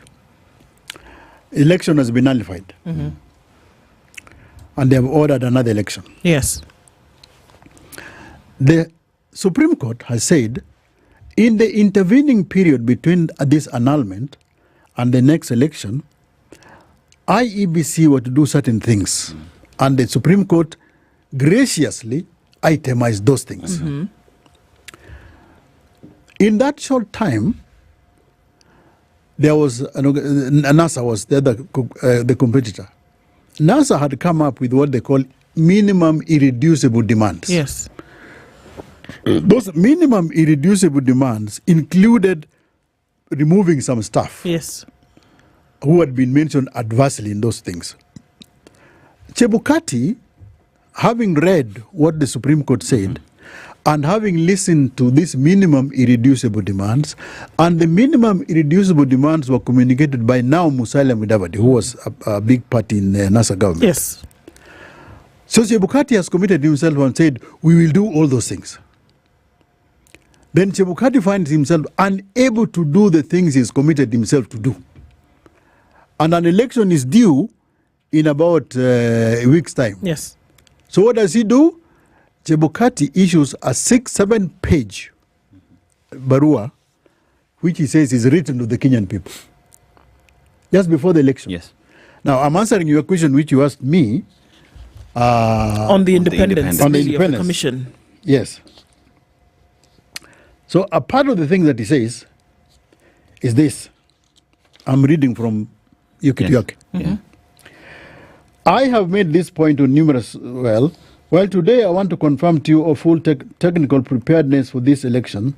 I want to state categorically that I shall not go down in history as the national returning officer that plunged the country into further crisis than I had found it. It is already painful to be on record as the chairman of IEBC that presided over a presidential election that was nullified by the Supreme Court. Paragraph. I have made this point on numerous occasions to my colleagues at the Commission. I have made several attempts to make critical changes, but all my motions have been defeated by a majority of the commissioners. Under such conditions, it is difficult to guarantee free, fair, and credible elections. I am convinced that without critical changes in key secretariat staff, we may not have a free, fair, and credible election.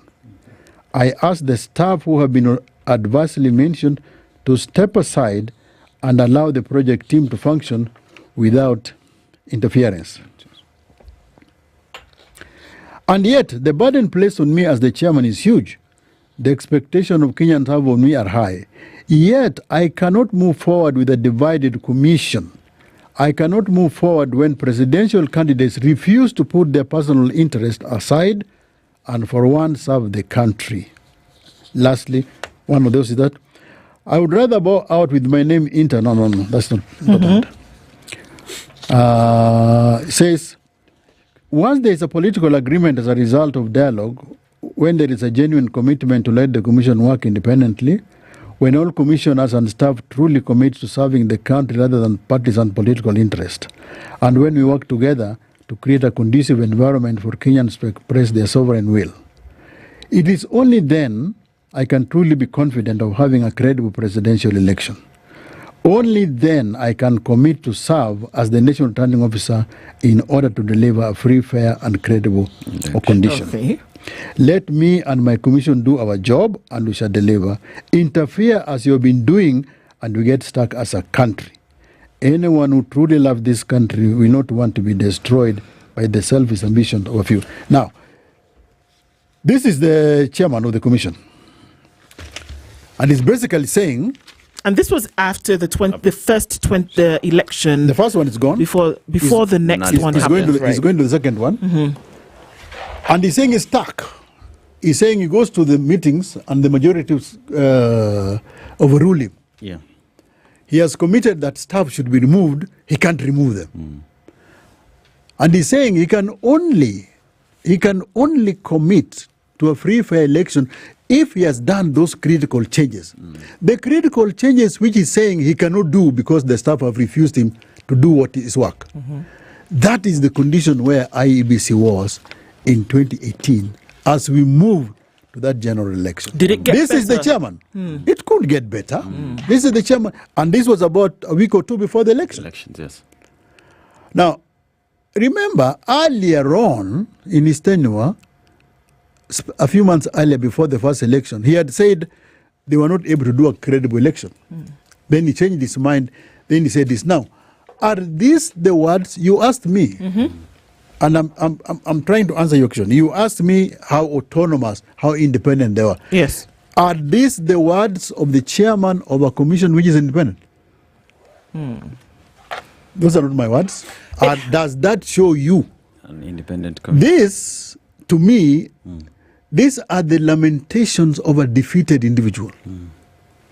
This is the manifestation of a commission that is not only dysfunctional, that is not only rudderless, but adrift. Do we say this? Do what we see now? I mean, you will definitely have different individuals now because that was give or take, some 7 years ago.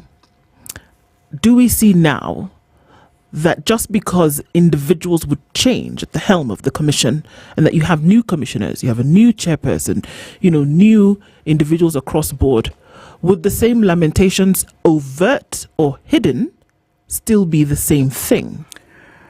Have you read the book by Isaka-san? Ahmed Isaka-san wrote the book. He was the previous chairman. Yes, he came here and discussed it. Isaka-san, in his book, in different words, said the same thing. In his own words, but in deep, and that book is big. You read the book. I was telling somebody it's also a book of grievances. 3/4 of it is a book of complaining. Yeah. But what he's saying in that is a longer extension of what Chebukati is saying in this. Are we likely to see the political class finally drop their demands and let the commission to work? When Kenyans, starting with you in the media, I told you earlier, so long as you are pointing your fingers at the wrong places, you don't get the solution done. But when we eventually come to the realization that this is the source of the problem, why is Chebukati talking the way he's talking? He's defeated. And yet we accepted the result of that election and we moved on. Now, do you get the impression that we moved on so far from 2017 that now we are in a different orbit, now we are in a different planet? Or do you get the impression that it's a continuation of the same? Before you answer me, remember that for the last 2 years, we've not had a commission. You don't blame IEBC for not having commissioners. Indeed. The same individuals who have recruited these commissioners would have recruited those commissioners 2 years ago. Indeed. And I think your question also poses as an answer. And there have been many things that we've talked about and that have come out into the fore. These conversations need to happen under the cover of daylight, essentially. Major James Oswago, thank you so much for being here this morning. It's been 2 hours of at least going through some of these things and giving us an answer at the end of it that perhaps we need to look into more. So thank you for being here this morning and thank you for honoring that invitation. Thank you for being part of Kenya's biggest conversation through this week, getting to the weekend, and look forward to talking to you again Monday morning. Good morning. It's 10 a.m. I wanted to assure me that We shall see you tomorrow. So as we say, may the road rise to meet you. May the wind constantly be at your back. Will you be half an eye in heaven? Before that, the bloody devil knows that you are dead. Peace.